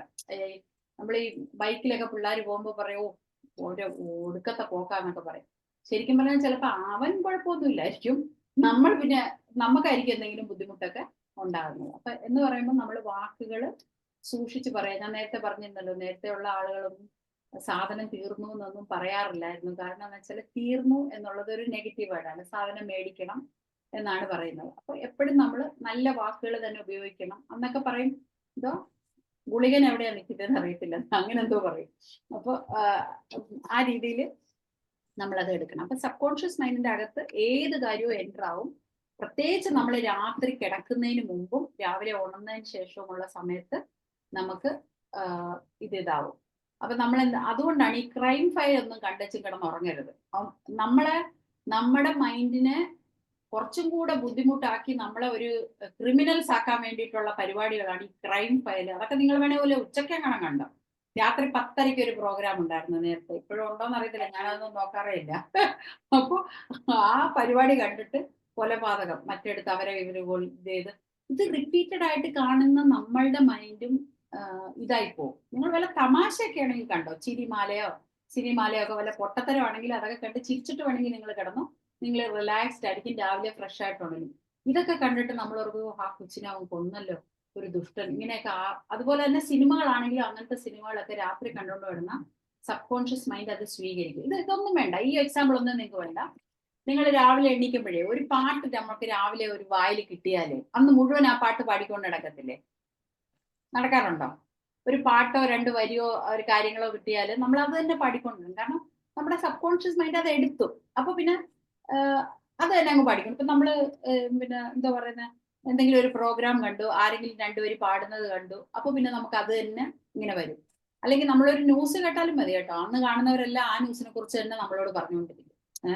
അപ്പൊ വലിയ ഇപ്പൊ തന്നെ നമ്മുടെ ആലപ്പുഴ മെഡിക്കൽ കോളേജിലെ 3-4 കുട്ടികൾ ആക്സിഡന്റ് ആയി എന്ന് പറയും. അത് ശരിയാണ്, ആക്സിഡന്റ് ആയി, അത് നമ്മൾ കേൾക്കാതിരിക്കണം എന്നല്ല, വീണ്ടും വീണ്ടും അത് കേൾക്കും തോറും പല അമ്മമാരും വിളിച്ചിട്ട് പറയുന്നത് അവരുടെ ദൂരെയുള്ള മക്കളെ കുറിച്ചിട്ട് അവർക്ക് ടെൻഷൻ ആകുന്നു. അപ്പൊ നമ്മൾ ആ ടെൻഷൻ നമ്മൾ എടുക്കുവാണ് ചെയ്യുന്നത്. നിങ്ങൾക്ക് ആ കുട്ടിയൊക്കെ എന്തെങ്കിലും സഹായം ചെയ്യാൻ പറ്റുന്നെങ്കിൽ ഓക്കെ. ഈ ന്യൂസ് കേട്ടത് കൊണ്ടും നിങ്ങളുടെ മക്കളുടെ ഭാവി കൂടെ ചീത്തയാക്കിയത് കൊണ്ടും ഒരു പ്രയോജനവും ഇല്ല. അതിനെക്കുറിച്ച് കൂടുതൽ ചിന്തിച്ചിട്ട് എന്നാലും നമ്മൾ മനുഷ്യരല്ലേ, നമ്മളെ ചിന്തിക്കേണ്ടതെന്നൊക്കെ എല്ലാവരും പറയുന്നത്. ശരി, ചിന്തിച്ചോ, കുഴപ്പമൊന്നുമില്ല. നമ്മൾ വീണ്ടും വീണ്ടും ചിന്തിച്ച് നമുക്കും ഒരു വറീസ് ആണ് ഉണ്ടാക്കുന്നത്. ശരിയാണ്, സംഭവിച്ചു, മാനസിക പരിഗണന കൊണ്ട് നമുക്ക് അവർക്ക് എന്തെങ്കിലും ചെയ്യാൻ പറ്റുമെങ്കിൽ ചെയ്യണം. ഇപ്പൊ വയനാട് പ്രോബ്ലം ഉണ്ടായി, നമുക്ക് എന്തെങ്കിലും ചെയ്യാൻ പറ്റുമെങ്കിൽ ചെയ്യണം.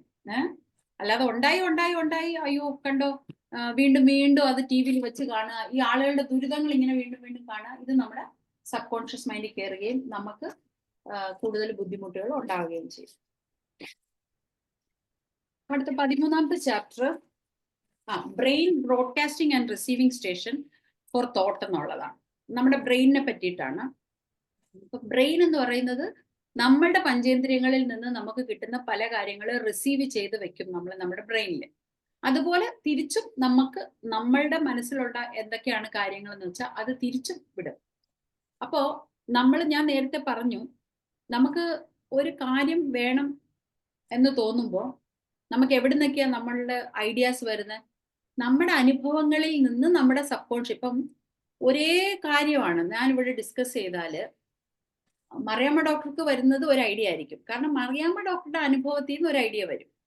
ലത ഡോക്ടർക്ക് വരുന്നത് വേറൊരു ഐഡിയ ആയിരിക്കും. ജയചന്ദ്രൻ ഡോക്ടർക്ക് വരുന്നത് വേറൊരു ഐഡിയ ആയിരിക്കും. ഒരേ കാര്യത്തിനെ പറ്റി തന്നെ പല ഐഡിയാസ് വരും. കാരണം നമുക്കുണ്ടായ അനുഭവത്തിൽ നിന്നും നമുക്കുണ്ടായ പിന്നെ പാഠങ്ങളിൽ നിന്നും നമ്മളുടെ മാതാപിതാക്കളിൽ നിന്നും നമുക്ക് ആ കാര്യത്തിനെ കുറിച്ച് ഒരു ഐഡിയ കാണും. അതായിരിക്കും നമ്മൾ പറയുന്നത്.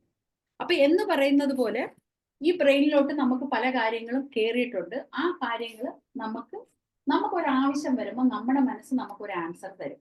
അതല്ലാതെ മറ്റുള്ളവർ നമുക്ക് ആൻസർ തരും. അത് മറ്റുള്ളവരുടെ സബ് കോൺഷ്യസ് മൈൻഡിൽ നിന്ന് നമുക്കൊരു ആൻസർ കിട്ടും, നമ്മുടെ സബ് കോൺഷ്യസ് മൈൻഡിൽ നിന്ന് ഒരു ആൻസർ നമുക്ക് കിട്ടും, നമ്മുടെ കോൺഷ്യസ് മൈൻഡിൽ നിന്ന് നമുക്ക് ഒരു ആൻസർ കിട്ടും. കാരണം നമ്മൾ ആദ്യം ഒരു കാര്യം കേൾക്കുമ്പോൾ നമ്മുടെ സബ് കോൺഷ്യസ് മൈൻഡ് അതിൽ ഇടമൊന്നും പെടത്തില്ല. പെട്ടെന്ന് നമ്മൾ ഒരു ഉത്തരം പറയുന്നത് ആ ഓ അങ്ങനെയാണോ, ആ അല്ലല്ല അത് ഇങ്ങനെയാ എന്ന് പറയും. പിന്നെ വൈകുന്നേരം ആകുമ്പോൾ നമ്മൾ ഓർക്കും, ശോ അത് അങ്ങനെ അല്ലായിരുന്നല്ലോ, ഞാൻ ആ കാര്യം മറന്നുപോയി, അത് അന്നാൾ അങ്ങനെയായിരുന്നു നടന്നത്. അപ്പൊ നമ്മൾക്ക് എന്താ പറയുക, നമ്മൾ കോൺസ്റ്റന്റ്ലി അതിനെക്കുറിച്ച് ചിന്തിക്കുമ്പോൾ നമുക്ക് സബ് കോൺഷ്യസ് മൈൻഡ് ഒരു ആൻസർ തരുന്നതാണ്. അപ്പോ നമ്മൾ എപ്പോഴും എന്താ, ഞാൻ നേരത്തെ പറഞ്ഞതുപോലെ തന്നെ നമ്മൾ ഇമോഷൻ മിക്സ് ചെയ്ത് വേണം സബ് കോൺഷ്യസ് മൈൻഡിനെ കൊണ്ട്, അതായത് ചില ശീലങ്ങളും ചില കാര്യങ്ങളും ഒക്കെ നമുക്ക് മാറ്റണമെങ്കിൽ നമ്മൾ കോൺഷ്യസ് മൈൻഡ് കൊണ്ട് തീരുമാനിച്ചാൽ ആ കാര്യങ്ങൾ നടക്കൂല. അപ്പൊ അതുകൊണ്ട് സബ് കോൺഷ്യസ് മൈൻഡിനെ ഇൻവോൾവ് ചെയ്യിക്കണമെങ്കിൽ നമ്മൾ ഇമോഷൻ കൂടെ ഇടണം. അപ്പൊ ബ്രെയിനില് ഒരു തോട്ട് വന്നാൽ ആ തോട്ടിനെ നമ്മൾ പുറത്തു വിടണമെങ്കിൽ നമ്മൾ റിപ്പീറ്റഡ് ആയിട്ട് ഹൈ ഫ്രീക്വൻസിയിൽ ചിന്തിച്ച് പറയണം. ഞാനൊരു എക്സാമ്പിൾ പറയാം. ഞാനിപ്പോ ഈ മുറിക്കകത്തിരിക്കുകയാണ്, മുറിയിൽ നിന്ന് ഞാൻ പതുക്കെ സംസാരിക്കുകയാണ്. അപ്പം അത് ഞാൻ ഇങ്ങനെ പതുക്കെ സംസാരിക്കുമ്പോൾ ഞാൻ സംസാരിക്കുന്നത് ഞാൻ മാത്രം കേൾക്കും, അല്ലെങ്കിൽ എൻ്റെ അടുത്തിരിക്കുന്ന ആൾ മാത്രം കേൾക്കും. കുറച്ചും കൂടെ ഒച്ചത്തിൽ ഞാൻ പറയുവാണെങ്കിൽ ഈ മുറിയിൽ ഇരിക്കുന്നവർ എല്ലാവരും കേൾക്കും. കുറച്ചും കൂടെ ഒച്ചയിൽ ഞാൻ പറയുവാണെങ്കിൽ ഈ വാതിലിന്റെ അപ്പുറവും എൻ്റെ ഇത് പോകും. അപ്പോ ക്ലാസ്സിലാണ്, അപ്പൊ ഞാൻ ഇതിനേക്കാൾ കൂടുതൽ ഒച്ചത്തിൽ പറയുവാണെങ്കിൽ ഇനി ഞാൻ എന്തെടുക്കണം, കഥ തുറന്നിട്ട് പറയുവാണെങ്കിൽ അപ്പുറത്തെ മുറിയിൽ ഇരിക്കുന്നവർക്ക് വ്യക്തമായിട്ട് കേൾക്കാനായിട്ട് സാധിക്കും. എന്ന് പറയുന്നത് പോലെ തന്നെയാണ് നമ്മൾക്ക് ഒരു കാര്യം ഇപ്പൊ പറയാ, ഡോക്ടർ പറഞ്ഞു ഈ സബ് കോൺഷ്യസ് മൈൻഡിനെ അപ്രോച്ച് ചെയ്യണമെങ്കിൽ പല പ്രാവശ്യം പറഞ്ഞത്. ഞാൻ പല ആൾക്കാർക്കും ഇപ്പൊ നമ്മുടെ അടുത്ത് മെന്റർഷിപ്പ് ഒക്കെ എടുക്കുന്ന ആൾക്കാരോട് 100 പ്രാവശ്യം പറയാനും 10 പ്രാവശ്യം എഴുതാനും അങ്ങനെ എന്നൊക്കെ നമ്മൾ പറയും. അപ്പൊ ചില ആൾക്കാർ പറയും അത്രയൊക്കെ ഞാൻ എത്രയോ ദിവസം കൊണ്ട് പറയുന്നു ഡോക്ടർ, ഒരു വ്യത്യാസവും വന്നില്ല. അതിലൊരു ഇമോഷൻ ഇല്ല, അതിലൊരു ഡെപ്ത് ഇല്ല, ഒരു ഫ്രീക്വൻസി ഇല്ലെങ്കിൽ വരത്തില്ല. നമ്മൾ അത് വിശ്വസിച്ച് ഇമോഷനോട് കൂടി അത് നടന്നു എന്നുള്ള രീതിയിൽ. ഇപ്പൊ നമ്മള് ഒരു സാധനം കിട്ടണമെങ്കിൽ, ഇപ്പൊ നമുക്ക് നാളെ ഒരു സാധനം കിട്ടണം, നാളെ നമ്മുടെ കയ്യിൽ ഒരു പൈസ വരണം. അപ്പൊ താങ്ക് യു, ആ പൈസ എനിക്ക് കിട്ടിയതിന് താങ്ക് യു, ആ പൈസ കിട്ടി, ആ കാര്യം നടന്നതിന് താങ്ക് യു എന്ന് പറയുമ്പോൾ ആ പൈസ കൊടുത്ത് നമ്മളൊരു കാര്യം നടത്തിയ ആ സന്തോഷമാണ് നമ്മൾ ഫീൽ ചെയ്യേണ്ടത്. അപ്പൊ കിട്ടുന്നതിന് മുമ്പേ നമ്മളങ്ങ് താങ്ക് യു പറഞ്ഞേക്കണം. താങ്ക് യു പറയുമ്പോൾ ഈ പറഞ്ഞതുപോലെ ഞാൻ പറഞ്ഞതിന് വേണ്ടി ഒരു താങ്ക് യു പറയരുത്. ആ കാര്യം നടന്നാൽ എങ്ങനെയാണോ നിങ്ങളുടെ മനസ്സ് സന്തോഷമാകുന്നത്, എങ്ങനെയാണോ ആ കാര്യം നടന്നാൽ നിങ്ങൾ ഒരാളോട് താങ്ക് യു പറയുന്ന ആ രീതിയിൽ വേണം നമ്മൾ താങ്ക്സ് പറയാനായിട്ട്. അപ്പൊ അങ്ങനെയാണ് നമ്മൾ ഏത് ഫ്രീക്വൻസിയിലാണ്, എത്ര ഡെപ്ത് ആണ്, എത്ര പ്രാവശ്യം പറയുന്നു. ഇത് വീണ്ടും വീണ്ടും പറയുന്ന എന്തിനാണെന്നറിയാം, നമുക്കൊരു കാര്യം നടക്കണമെങ്കിൽ നമ്മൾ അത് എഴുതി വെച്ചിട്ട് നമ്മളങ്ങ് പോയാൽ നമ്മളങ്ങ് മറന്നുപോകും. വീണ്ടും അതൊന്നും കൂടെ പറയും. ഇപ്പം ഒരാൾക്ക് പൈസ കിട്ടണമെങ്കിൽ ആ പൈസ ഉൾക്കൊള്ളാനുള്ള ഒരു മനസ്സ് അവർക്ക് വേണം. 1,00,000 എത്ര പൂജ്യം ഉണ്ട് എന്ന് ചോദിച്ചാൽ നമുക്ക് പറയാൻ അറിയണം. 1 കോടിയിൽ എത്ര പൂജ്യം ഉണ്ടെന്ന് ചോദിച്ചാൽ നമുക്ക് പെട്ടെന്ന് പറയാൻ പറ്റണം. 10 കോടിയിൽ എത്ര പൂജ്യം ഉണ്ടെന്ന് ചോദിച്ചാൽ നമ്മൾ വീണ്ടും ഇങ്ങനെ ഇരുന്ന് എഴുതി 1, 10, 100, 1000, 10,000 ആ ഓക്കെ എന്ന് പറയുന്നതിന് പകരം 10 കോടി ഉൾക്കൊള്ളാൻ നമ്മൾ തയ്യാറാണെങ്കിൽ നമുക്ക് നമ്മൾ ആദ്യമേ അതിന്റെ കണക്കൊക്കെ നോക്കി വെക്കണം. 10 കോടിയിലെ 100 നോട്ടാണെങ്കിൽ എത്ര നോട്ടാകണം, 1000 രൂപയുടെ നോട്ടാണെങ്കിൽ എത്ര, 2000 രൂപയുടെ നോട്ടാണെങ്കിൽ എത്ര. അപ്പൊ ആ ഒരു കാൽക്കുലേഷൻ പോലും നമുക്കില്ല. ഓ അത്രയൊന്നും നമ്മൾ ചിന്തിച്ചിട്ടില്ല ഡോക്ടറെ, അപ്പൊ പിന്നെ നമുക്കത് ഉൾക്കൊള്ളാനില്ല, നമുക്കറിയൂല. അപ്പൊ മണി കിട്ടണം എന്നുള്ള ഒരാൾക്ക് മണി ചുമ്മാങ്കിലും ഒരു പൈസ ഇഷ്ടമാണ്, എനിക്ക് വേണം, പൈസ ആഗ്രഹമുണ്ട് എന്ന് നമുക്കാണെങ്കിൽ പുറത്ത് പറയാൻ തന്നെ നാണക്കേട്. ആരെങ്കിലും ചോദിക്കും നിങ്ങൾക്ക് പൈസ വേണം, ഓ എനിക്ക് അത്രയും, നമുക്ക് ജീവിച്ചു പോയാൽ മതി, എന്തോരം പൈസയുടെ ആവശ്യങ്ങൾ അവിടെ കിടക്കുന്നറിയാം, എന്നാലും അങ്ങനെ പറയുള്ളൂ.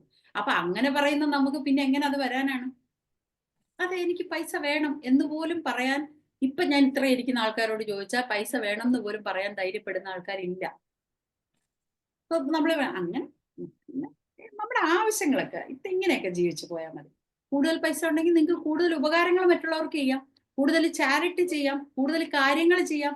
കുറച്ചുകൂടെ നിങ്ങളുടെ ദൈവം പറഞ്ഞിട്ടില്ല നിങ്ങൾ വിശുദ്ധനായിട്ട് ജീവിക്കണം എന്നൊന്നും, നിങ്ങൾ എടുത്ത് ജീവിച്ചോളാന്നാണ് പറഞ്ഞിരിക്കുന്നത്. അതിന്റെ മാർഗങ്ങൾ നമ്മൾ നോക്കണം. ദൈവം ആർക്കും ഷെയർ ചെയ്ത് പാവപ്പെട്ടവനെയും പൈസക്കാരനെയും ഒന്നും ഉണ്ടാക്കിയത് ദൈവമല്ല, നമ്മൾ അവനവൻ തന്നെ നമുക്ക് വേണ്ടത് എടുത്തു, നമ്മൾ സ്വീകരിച്ചു എന്നുള്ളതാണ്. അപ്പൊ അതിനെ കുറിച്ചാണ് പറയുന്നത്. അപ്പൊ ഞാൻ കാറിന്റെ എക്സാമ്പിളും വീടിന്റെ എക്സാമ്പിളൊക്കെ ഇതുപോലുള്ള ചാപ്റ്റർ അദ്ദേഹം വീണ്ടും വീണ്ടും റിപ്പീറ്റഡ് ആയിട്ട് ഇത് തന്നെ പല പല ചാപ്റ്ററിലും പറയുവാണ്. അതുകൊണ്ട് ഞാൻ പറയണ്ടല്ലോ, കാറിൽ കയറുമ്പം കാർ തുറക്കുന്നതും കാറിനകത്ത് ഇരിക്കുന്നതും കാർ ഓടിക്കുന്നതും ഓപ്പോസിറ്റ് വണ്ടി വരുന്നതും പിന്നെ നമ്മളുടെ കാറിനകത്ത് ഉപയോഗിച്ചിട്ടുള്ള ഇതിന്റെ എന്താ പറയുക സ്മെല്ലും അതിന്റെ കാറിന്റെ കുഷനും ഇതെല്ലാം ഫീൽ ചെയ്ത് വേണം ഒരാൾ ഡ്രൈവ് ചെയ്ത് ഇത് ചെയ്യണമെങ്കിൽ. വീടാണെങ്കിൽ വീട്ടിൽ നമ്മളിങ്ങനെ കിടക്കുന്നതും പിള്ളേരവിടെ കളിക്കുന്നതും നമ്മുടെ വീട്ടിൽ ഗസ്റ്റ് വരുന്നതും കുക്ക് ചെയ്യുന്നതിന്റെ മണവും ഇതൊക്കെ നമ്മൾ ഫീൽ ചെയ്യണം. ഇതൊക്കെ റിപ്പീറ്റഡ് ആയിട്ട് ഫീൽ ചെയ്ത് ഇതൊക്കെ നമുക്ക് വന്നല്ലോ, താങ്ക് യു എന്ന് പറയും. ഞാൻ ഇത് എൻ്റെ മെൻറ്റർ എപ്പോഴും പറഞ്ഞു തരുന്ന ഒരു കഥയാണ്, അത് ഞാനൊന്ന് പറയാം. വിജയൻ സാറാണ് എൻ്റെ മെൻറ്റർ. അപ്പൊ പുള്ളി എപ്പോഴും പറഞ്ഞു തരുന്നതാണ് ഒരു അപ്പുവിന്റെ വീടിന്റെ കഥ എപ്പോഴും സാറ് പറയും. അതായത് ഒരു അപ്പു ഒരു വാടക വീട്ടിന്റെ ഒരു പോർഷനിൽ താമസിച്ചിരുന്ന ആളാണ്. ഒരു ഓഫീസിലെ ഒരു ചെറിയ പിയൂണല്ല, എനിക്കൊന്ന് ഗവൺമെന്റ് സർവന്റ് എല്ലാം തോന്നുന്നു. പുള്ളി പുറത്ത് ഇങ്ങനെ എല്ലാവർക്കും ചായയൊക്കെ മേടിച്ചു കൊടുക്കുന്ന ഒരു ഗവൺമെന്റ് ഓഫീസിലെ ഒരാളാണ്. അപ്പൊ അദ്ദേഹത്തിന് ഭയങ്കര ഒരു ആഗ്രഹമാണ് ഒരു 4 ബെഡ്റൂം ഒക്കെ ഉള്ള ഒരു വീട് വെക്കണം. അത് അദ്ദേഹത്തിന്റെ ഒരു ആഗ്രഹമാണ്. കാരണം ഈ ചായ്പിലാണ് അവര് അമ്മയച്ഛനും 2 മക്കളും കൂടെ ജീവിക്കുന്നത്. അപ്പൊ അദ്ദേഹം എന്തെടുത്ത് എപ്പോഴും അദ്ദേഹം എവിടുന്നോ ഒരു പ്ലാൻ ഒക്കെ വരപ്പിച്ചു, ഉള്ള കാശൊക്കെ കൊണ്ട് ഒരു പ്ലാൻ വരപ്പിച്ചു, ഈ 4 ബെഡ്റൂമിന്റെ വീടും ഒക്കെ വരപ്പിച്ചു. അപ്പൊ ഇവിടെ വരുന്നവരെല്ലാം പുള്ളിയെ അപ്രോച്ച് ചെയ്യും. ഈ ഓഫീസിൽ അകത്ത് കയറാനും പുറത്തു ഇറങ്ങാനും ഒക്കെ ആയിട്ട് പുള്ളിയെ അപ്രോച്ച് ചെയ്യും. അപ്പൊ പുള്ളി ആദ്യം വീട്ടിൽ കൊണ്ടുപോയിട്ട് ഭാര്യയും മക്കളെയൊക്കെ ഇരുത്തി ഇതാണ് നമ്മൾ വെക്കാൻ പോണ വീട് എന്നൊക്കെ പറഞ്ഞ് പുള്ളി ആ വീട്ടിൽ നമുക്ക് കിട്ടിയതുപോലെ തന്നെയാണ് പുള്ളി പറഞ്ഞത്. അപ്പൊ ഈ ഭാര്യയ്ക്കോ മക്കൾക്കോ ഒന്നും അതൊരിക്കലും ഡൈജസ്റ്റ് ചെയ്യാൻ പറ്റില്ല. അവരൊരു ചായ്പിലാണ് കഴിയുന്നത്, അവരൊരു വീട്ടിൽ പോലും അല്ല കഴിയുന്നത്. അപ്പൊ പക്ഷെ എന്നാലും ആദ്യമായിട്ട് ഇതൊക്കെ പറയുമ്പോൾ നമുക്ക് ഒരു രസമാണല്ലേ, നമ്മളിങ്ങനെ ഒരു വീട് വെക്കുവോ അച്ഛാ എന്നൊക്കെ പറഞ്ഞു. ഒരു ദിവസം പറഞ്ഞു, 2 ദിവസം പറഞ്ഞു, 3 ദിവസം പറഞ്ഞു, പിന്നെ ഭാര്യ മക്കളൊക്കെ അയാളെ കാണുമ്പോൾ ഓടും. കാരണം ഇത് തന്നെ പറഞ്ഞുകൊണ്ട് ഇരുന്നിട്ടൊരു കാര്യവും ഇല്ല. ഇത് നമുക്ക് എന്ന് സാധ്യമാകാൻ പോണ് എന്നുള്ളൊരു ക്വസ്റ്റ്യൻ നമ്മുടെ മനസ്സിൽ എപ്പോഴും വരും. അങ്ങനെ പുള്ളിക്കാരൻ വരുന്ന ആൾക്കാരോടും ചായ മേടിക്കാൻ പറയുന്നവരോടൊക്കെ ഇത് പറഞ്ഞ് അങ്ങ് മടുത്ത്. അപ്പോഴാണ് അദ്ദേഹത്തിന്റെ ഒരു ഫ്രണ്ട് അമേരിക്കയിൽ നിന്ന് വന്നിട്ട് പറഞ്ഞു, ഞങ്ങൾ ഇനിയിപ്പം എല്ലാവരും തിരിച്ച് അമേരിക്കയിൽ തന്നെ പോവുകയാണ്, അപ്പൊ ഒരു ഫാമിലി പ്രോപ്പർട്ടി ഉണ്ട്, ഇത് വിൽക്കാൻ വേണ്ടിയിട്ട് നീ ഒന്ന് സഹായിക്കണം എന്ന് പറഞ്ഞു. കാരണം അദ്ദേഹം ഇവിടെ ലോക്കലാണല്ലോ, സഹായിക്കാൻ. അപ്പൊ എത്രയും തേരിക്കും മുമ്പ് പോകണം, അത്രയും തേരിക്കും മുമ്പ് കച്ചവടം നടത്തണം എന്ന് പറഞ്ഞു. അങ്ങനെ നടത്താൻ വേണ്ടി നോക്കുമ്പോൾ കച്ചവടം നടന്നില്ല. അവര് തിരിച്ചു പോയിട്ട് അപ്പം ആരോ പറഞ്ഞു ഇത് ഇങ്ങനെ വിറ്റാ പറ്റത്തില്ല, മുറിച്ച് വിറ്റാ പറ്റും. അങ്ങനെ അപ്പൊ അതിനൊക്കെ ഒരുപാട് സമയമാണ്. അവരെല്ലാരും അമേരിക്കയില, അവർക്കൊന്നും ഇതിന് സമയമില്ല. അപ്പൊ അവര് പറഞ്ഞു, ഇദ്ദേഹത്തിനോട് പറഞ്ഞു, ഒരു കാര്യം ചെയ്യ്, ഞങ്ങൾക്ക് വേണ്ടത് ഇത്ര പൈസ വേണം. ഇനി മുറിച്ചു വെക്കോ മുറിക്കാതെ വെക്കോ എങ്ങനെയാണെന്ന്, ഇത്രയും പൈസ നമുക്ക് കിട്ടിയാൽ മതി എന്ന് പറഞ്ഞു. അദ്ദേഹം അത് മുറിച്ചു വെച്ചപ്പം അവരുടെ പൈസയും കൊടുക്കാൻ പറ്റി. പുള്ളിക്ക് 5 ബെഡ്റൂം ഉള്ള വീട് വെക്കാൻ, 4 ബെഡ്റൂം ഉള്ള വീട് വെക്കാനുള്ള പൈസയും കിട്ടുകയും അപ്പു ആ വീട് വെക്കുകയും ചെയ്തു. കാരണം പുള്ളി ഏത് ചായ്പിലാണ് കിടക്കുന്നത്, എനിക്ക് എന്നാണ് 4 ബെഡ്റൂം ഉള്ള വീട് വെക്കാൻ പറ്റുന്ന, അങ്ങനെ ചിന്തിച്ചിരുന്നെങ്കിൽ ഒരിക്കലും അദ്ദേഹത്തിന് വെക്കാനായിട്ട് പറ്റില്ല. ഇത് നടന്ന സംഭവമാണ്. കൊല്ലം ആ ഏരിയയിലൂടെയാണ് കേട്ടോ. അപ്പം അദ്ദേഹത്തിന് അത് സാധിച്ചു. പുള്ളി എപ്പോഴും എല്ലാ ക്ലാസ്സിലും ഈ കഥ പറയാറുണ്ട്. അപ്പോ എന്ന് പറയുന്ന ഇത് വിശ്വസിക്കാൻ ഒരു മനുഷ്യർക്കും തോന്നില്ല. ഇത് ഇയാൾ പറഞ്ഞുകൊണ്ട് വരുമ്പോ തന്നെ ആളുകൾക്ക് ഒരുമാതിരി. പക്ഷെ പുള്ളി എപ്പോഴും ആ വീടിനെ പറ്റി പറയുമ്പോൾ പുള്ളി ആ വീട്ടിൽ താമസിക്കും. മോനെ ഇത് നിന്റെ ബെഡ്റൂം, ഇത് അവരുടെ ബെഡ്റൂം എന്നുള്ള രീതിയിലാണ് പുള്ളി സംസാരിക്കുന്നതും മുമ്പോട്ട് പോയിരുന്നത്. ആ രീതിയിലായിരിക്കണം നമ്മൾ. അപ്പൊ നമ്മൾ തോന്നും പിന്നെ നമുക്ക് ഉള്ളതനുസരിച്ചല്ലേ ചിന്തിക്കാൻ പറ്റത്തുള്ളൂ, അതൊരു വട്ടാണോ. ഈ രീതിയിലാണ് സബ് കോൺഷ്യസ് മൈൻഡ് നമ്മളുടെ ആഗ്രഹങ്ങൾ നടത്തിയെടുക്കാനായിട്ട് പ്രവർത്തിക്കുന്നത് എന്നാണ് ഞാൻ പറയുന്നത്. പിന്നെ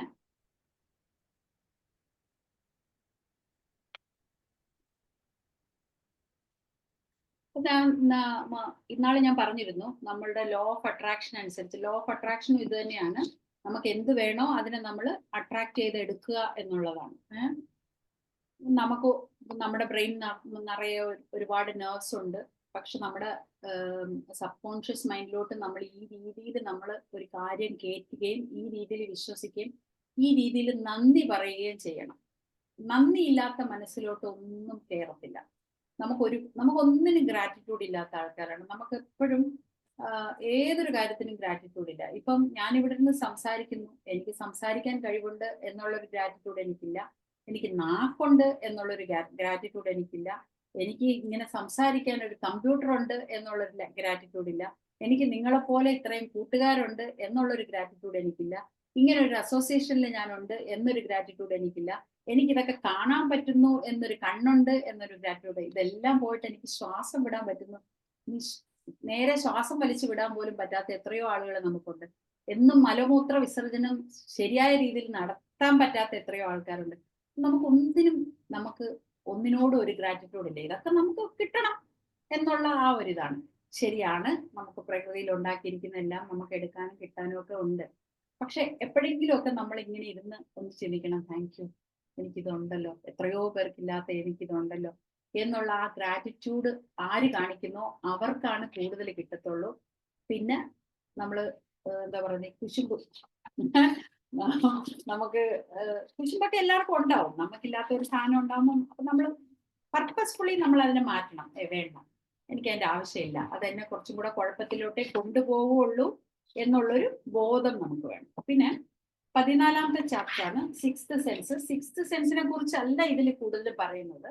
ഇതിൽ അദ്ദേഹം കൂടുതൽ പറയുന്നത് നമുക്ക് എന്ത് വേണോ അതിനെ അട്രാക്ട് ചെയ്തെടുക്കുന്നതിനെ കുറിച്ചിട്ടാണ് പറയുന്നത്. പക്ഷെ നമ്മൾ ഒരു കാര്യം മനസ്സിലാക്കണം, നമ്മൾ എപ്പോഴും നമുക്ക് കാണാൻ പറ്റുന്നതും നമുക്ക് കേൾക്കാൻ പറ്റുന്നതും മാത്രമാണ് സത്യം എന്ന് വിചാരിക്കുന്നവരാണ് നമ്മളിൽ പലരും. ഓ ആണോ, ഞാൻ കണ്ടിട്ടില്ല അതൊന്നും, വെറുതെ പറയുന്ന എന്ന് പറയും. ആരെന്ത് പറഞ്ഞാലും നമ്മളും കൂടെ കണ്ടാലേ നമുക്കത് പോകും. പക്ഷെ നമ്മള് ചിലപ്പോ ചില ഫോട്ടോസ് ഒക്കെ എടുക്കുമ്പോൾ ആളുകൾ പറയത്തില്ലേ, അവിടെ അന്തരീക്ഷത്തിൽ അത് കണ്ടു, അന്തരീക്ഷത്തിൽ ഇത് കണ്ടു, അത് ഫോട്ടോ ടെക്നിക്ക് ആയിരിക്കും എന്നൊക്കെ നമ്മൾ പറയും. ഒരു പക്ഷേ ആയിരിക്കാം. പക്ഷെ നമുക്ക് കാണാൻ പറ്റാത്തതും കാണാൻ പറ്റുന്ന ചിലരുണ്ട്. നമുക്ക് കേൾക്കാൻ പറ്റാത്ത ചില സൗണ്ടുകൾ കേൾക്കുന്ന ആൾക്കാരുണ്ട്. സിക്സ്ത് സെൻസ് ഡെവലപ്പ് ചെയ്ത പല ആൾക്കാർക്കും പലതും കേൾക്കാൻ പറ്റും. ഇപ്പൊ മൃഗങ്ങളാണെന്നിരിക്കട്ടെ, അവർ കിടന്ന് ഒച്ചയിടും, പട്ടി കിടന്ന് കരയും ഒക്കെ ചെയ്യുകയൊക്കെ ചെയ്യുമ്പോൾ നമ്മൾ പറയത്തില്ലേ, മൃഗങ്ങൾക്ക് നമ്മളെ കാണിപ്പോ സുനാമി ഒക്കെ വരാൻ നേരത്ത് മൃഗങ്ങൾ അത് സെൻസ് ചെയ്തിരുന്നു, അവർ ആ സ്ഥലം കാലിയാക്കി പോയി. അങ്ങനെ പല പല പ്രകൃതി ദുരന്തങ്ങളൊക്കെ ഉണ്ടാകുമ്പോൾ മൃഗങ്ങളൊക്കെ അവിടുന്ന് അതിനു മുമ്പേ പതുക്കെ കെട്ടൊക്കെ അഴിച്ചു പോകും. അപ്പൊ അതെന്താന്ന് വെച്ചാൽ അവർക്കത് സെൻസ് ചെയ്യാൻ പറ്റും. നമുക്ക് സെൻസ് ചെയ്യാൻ പറ്റാത്ത ഒന്നും കുഴപ്പമല്ല എന്നല്ല വിചാരിക്കേണ്ടത്. നമുക്ക് കിട്ടാൻ പറ്റാത്ത കുറെ കാര്യങ്ങളും ഉണ്ട് പ്രകൃതിയിൽ. പിന്നെ സിക്സ്ത് സെൻസ് ഡെവലപ്പ് ചെയ്ത ചില ആൾക്കാർക്ക് അതൊക്കെ അവര് ഇത് ചെയ്യും. പക്ഷെ നമ്മളുടെ രോഗാണു വൈറസ് ഒക്കെ തന്നെയാണെങ്കിലും നമ്മളുടെ നഗ്ന നേത്രങ്ങൾ കൊണ്ട് നമ്മൾ കാണുന്ന സാധനങ്ങളല്ലല്ലോ. അപ്പൊ അങ്ങനെ പല കാര്യങ്ങളും നമ്മൾ കാണാത്ത പല കാര്യങ്ങളും നമുക്ക് ചുറ്റുമുണ്ട്. അത്രയും മാത്രം അറിഞ്ഞാൽ മതി. വേറെ സിക്സ്ത് സെൻസിനെ കുറിച്ചിട്ട് ഞാൻ കൂടുതൽ പറയുന്നില്ല. പിന്നെ നമ്മൾ എപ്പോഴും എന്താ ചെയ്യേണ്ടതെന്ന് പറഞ്ഞാൽ, ഇപ്പൊ ഞാൻ നേരത്തെ പറഞ്ഞു, കടം ഉണ്ട്, അല്ലെങ്കിൽ വീടില്ല, അല്ലെങ്കിൽ കാറ് മേടിക്കണം. അപ്പൊ നമ്മൾ എപ്പോഴും ചിന്തിക്കേണ്ടത് തിരിച്ചാണ് ചിന്തിക്കേണ്ടത്. അപ്പോ കടം മാറണമെങ്കിൽ നമുക്ക് എന്താ വേണ്ടത്? പണമാണ് വേണ്ടത്. അപ്പോ കടമുണ്ടല്ലോ എന്ന് ചിന്തിക്കുന്നതിന് പകരം പണം എങ്ങനെ ഉണ്ടാക്കാം എന്ന് ചിന്തിച്ചാൽ കടത്തിന്റെ കാര്യം ഈസിയായി. അതല്ലാതെ രാവിലെയും വൈകുന്നേരവും കടക്കാരായ ഞങ്ങളെ രക്ഷിക്കണേ ദൈവമേ എന്ന് പറഞ്ഞാൽ എങ്ങനെയെങ്കിലും ഒരു കടം വന്ന് കൂടും. ഒരെണ്ണം തീർക്കുമ്പോൾ അടുത്തത് വരും. അപ്പം കടം ഉണ്ടാക്കണമെങ്കിൽ, കടം വീട്ടണമെങ്കിലുള്ള ബെസ്റ്റ് മെത്തേഡ് എന്താണ്? പൈസ ഉണ്ടാക്കണം. പൈസ ഉണ്ടാക്കണമെങ്കിൽ നമ്മൾ ചിന്തിക്കേണ്ടത് കടം വീട്ടണമെന്നല്ല. അത് വീട്ടണം, കടം വീട്ടാതെ പറ്റൂല, വീട്ടണം. പക്ഷെ നമ്മൾ എന്താണ് ചിന്തിക്കേണ്ടത്? പൈസ എങ്ങനെ ഉണ്ടാക്കണം. നമുക്ക് 10 ലക്ഷത്തിന്റെ കടം ഉണ്ടെങ്കിൽ ഒരു 12 ലക്ഷം ഉണ്ടാക്കുന്നതിനെ പറ്റി നമ്മൾ ആദ്യം ചിന്തിക്കണം. ആ 12 ലക്ഷം ഉണ്ടാക്കുന്നതിന് മാർഗങ്ങളെ പറ്റി ചിന്തിക്കണം. അങ്ങനെ ചിന്തിക്കുന്നതിന് പകരം ഞാനൊരു കടക്കാരനായല്ലോ എന്ന് വീണ്ടും വീണ്ടും ചിന്തിക്കുന്നതും ആ രീതിയിൽ വർത്തമാനം പറയുന്നത് പോലും നമ്മളെ ദാരിദ്ര്യത്തിലോട്ട് അട്രാക്ട് ചെയ്യും എന്നാണ് പറയുന്നത്. അപ്പൊ എന്ന് പറയുന്നത് പോലെ കാർ, ഇപ്പൊ ഇതുവരെ കാറില്ലാത്ത ഒരാളാണ്, അപ്പൊ അദ്ദേഹത്തിന് കാർ വേണം. അപ്പൊ ഞാൻ ഇങ്ങനെയൊക്കെ പറഞ്ഞു എന്ന് വെച്ചു. അദ്ദേഹം ഇങ്ങനെ എല്ലാം ചിന്തിച്ചു. എന്നിട്ട് അദ്ദേഹം ആലോചിച്ചപ്പോ 50 വയസ്സായിട്ട് നാട്ടിൽ എല്ലാവർക്കും കാറുണ്ട്, എനിക്ക് മാത്രം ഒരു കാറില്ലല്ലോ. തീർന്നു. ഇത്രയും പറഞ്ഞ് ഇത്രയും പൊക്കി നമ്മളെന്താ പറയുന്നത്, ഇത്രയൊക്കെ സങ്കല്പിച്ച് മുകളിലോട്ട് കയറിക്കൊണ്ടുപോയി ഇത്ര തീർന്നു. എന്റെ സുഹൃത്തുക്കൾക്ക് എല്ലാവർക്കും കുട്ടികളുണ്ടായി, എനിക്കൊരു കുട്ടി ഉണ്ടായില്ലല്ലോ. അങ്ങനെ നമ്മൾ ചിന്തിച്ചാല് നമ്മൾ പറയുന്നത് എന്താ, കുട്ടിയെ വെച്ച് സ്വപ്നം കാണൂ, കുട്ടിക്ക് കൊടുപ്പ് മേടിച്ചു വയ്ക്കൂ, മറ്റേത് മറിച്ച് ഇതെല്ലാം ചെയ്തു. എന്നിട്ട് അവസാനം നമ്മൾ ഇങ്ങനെ ചിന്തിക്കുമ്പോൾ നമ്മുടെ മനസ്സിരുന്ന് പറഞ്ഞു, നിനക്ക് മാത്രമല്ലേ ഉള്ളൂ കുട്ടി ഉണ്ടാകാഞ്ഞത്, നമുക്ക് മാത്രമേ ഉള്ളൂ കേട്ടോ ഈ കുട്ടി ഇല്ലാത്തത് എന്ന് പറഞ്ഞാൽ വീണ്ടും നമ്മൾ ആ ഉണ്ടാക്കി തരുന്നു. അപ്പൊ നമ്മള് ഇതൊക്കെ നമ്മുടെ മനസ്സിൽ ചിന്ത വരും കേട്ടോ. ഇതൊന്നും വരത്തില്ല, ഇത് വരുന്നത് ഒരു കുഴപ്പമാണെന്നല്ല പറയുന്നത്. ഇങ്ങനെയാണ് നോർമൽ ഹ്യൂമൻ ബീയിങ്ങിന്റെ തോട്ട്, ഇങ്ങനെയാണ് നമ്മുടെ ബ്രെയിൻ ഉണ്ടാക്കിയിരിക്കുന്നത്. എപ്പോഴും നമുക്കൊരു കുഴപ്പത്തിനെ കുറിച്ച് ഒരു നല്ല സാധനത്തിലോട്ട് കയറി പോകുമ്പോൾ പോലും, എല്ലാവരും വിശ്വസിച്ച് കയറുന്ന ഒരു സാധനത്തിൽ കയറി പോകുമ്പോൾ പോലും നമുക്കൊരു പേടിയുണ്ട്. ഒരു ഫ്ലൈറ്റിൽ കയറുമ്പോഴും നമുക്കൊരു പേടി, ഒരു ബസ്സിൽ കയറുമ്പോഴും നമുക്കൊരു പേടി, എല്ലാത്തിലും നമുക്കൊരു പേടിയുണ്ട്. അത് നമ്മുടെ ബ്രെയിൻ അങ്ങനെയാണ് നമ്മൾ ഉണ്ടാക്കി വെച്ചിരിക്കുന്നത്. അതിലൊന്നും ഒരു കുഴപ്പമല്ല. പക്ഷെ ഇനിയെങ്കിലും നമ്മൾ പർപ്പസ്ഫുള്ളി അതിനെയൊക്കെ മാറ്റിയിട്ട് നമ്മൾ ആക്സിഡന്റ് ഉണ്ടാവുമെന്നും പറഞ്ഞ് ആരും വണ്ടി ഓടിക്കാതിരിക്കോ? ഇല്ല. ഫ്ലൈറ്റ് പൊട്ടി വീഴുമെന്നും പറഞ്ഞ് എല്ലാവരും ഫ്ലൈറ്റിൽ കയറാതിരിക്കോ? ഇല്ല. കപ്പലിൽ നിന്ന് ഇതാവുമെന്ന് പറഞ്ഞ് ഇതാകാതിരിക്കോ? അപ്പൊ നമ്മള് ഒരു ഉണ്ടായ അപകടത്തിനെ പറ്റി ചിന്തിക്കുന്നതിന് പകരം ഡെയിലി എത്ര ഫ്ലൈറ്റാ പോണത് ഒരു ഇതിന്ന്. ഇവിടെ ദുബായിലൊക്കെ ആണെങ്കിൽ രാവിലെ വൈകുന്നേരം ഉച്ചയ്ക്ക് മോള് നമ്മളെ എന്താ പറയുന്നത്, പടപടോന്ന് അങ്ങോട്ടും ഇങ്ങോട്ട് പോയിക്കൊണ്ടിരിക്കും. ഇത് ഒരു പ്രാവശ്യം പൊട്ടി വീഴുമെന്ന് വിചാരിച്ചാൽ ഒരുത്തിന് വെളിയിൽ ഇറങ്ങാൻ പറ്റുമോ? ഇല്ല. ചിലപ്പോ പൊട്ടി വീണിട്ടുണ്ടായിരിക്കാം, കുജറെല്ലാം കണ്ട ഒരു പ്രാവശ്യം പൊട്ടി വീണിട്ടുണ്ട്. പക്ഷെ അതോർത്ത് നമ്മൾ ഇരിക്കുന്നില്ല. പക്ഷെ ചില ആൾക്കാർ അതോർത്ത് പേടിക്കുന്നവരും ഉണ്ട്, ഇല്ല എന്നുള്ളത്. അപ്പൊ എല്ലാം നമ്മൾ തിരിച്ച് ചിന്തിക്കണം, തിരിച്ച് നമുക്കത് കിട്ടിയതുപോലെ ചിന്തിക്കണം, ആ ഇമോഷൻസോട് കൂടി നമ്മൾ ചിന്തിക്കണം.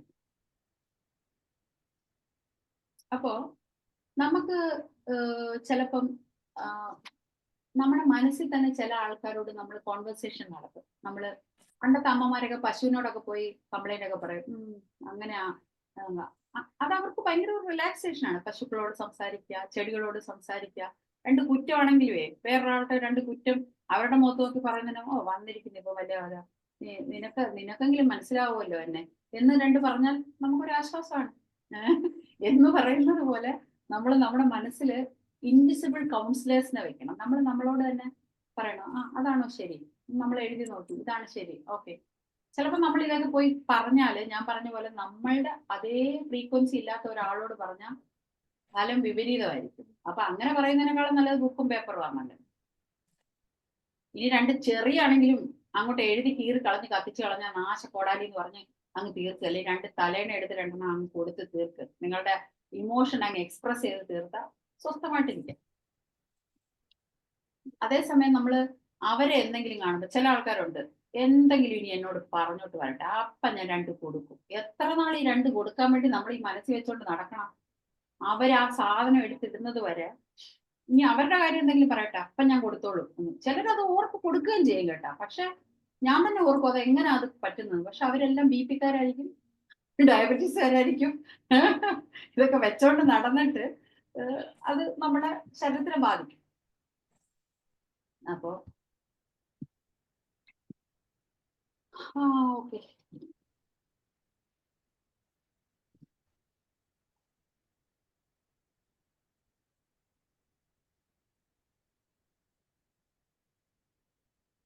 അടുത്തത് 15th ചാപ്റ്റർ ആണ്. ഞാൻ എളുപ്പമാണ് ഇത്രയും ചാപ്റ്റർ.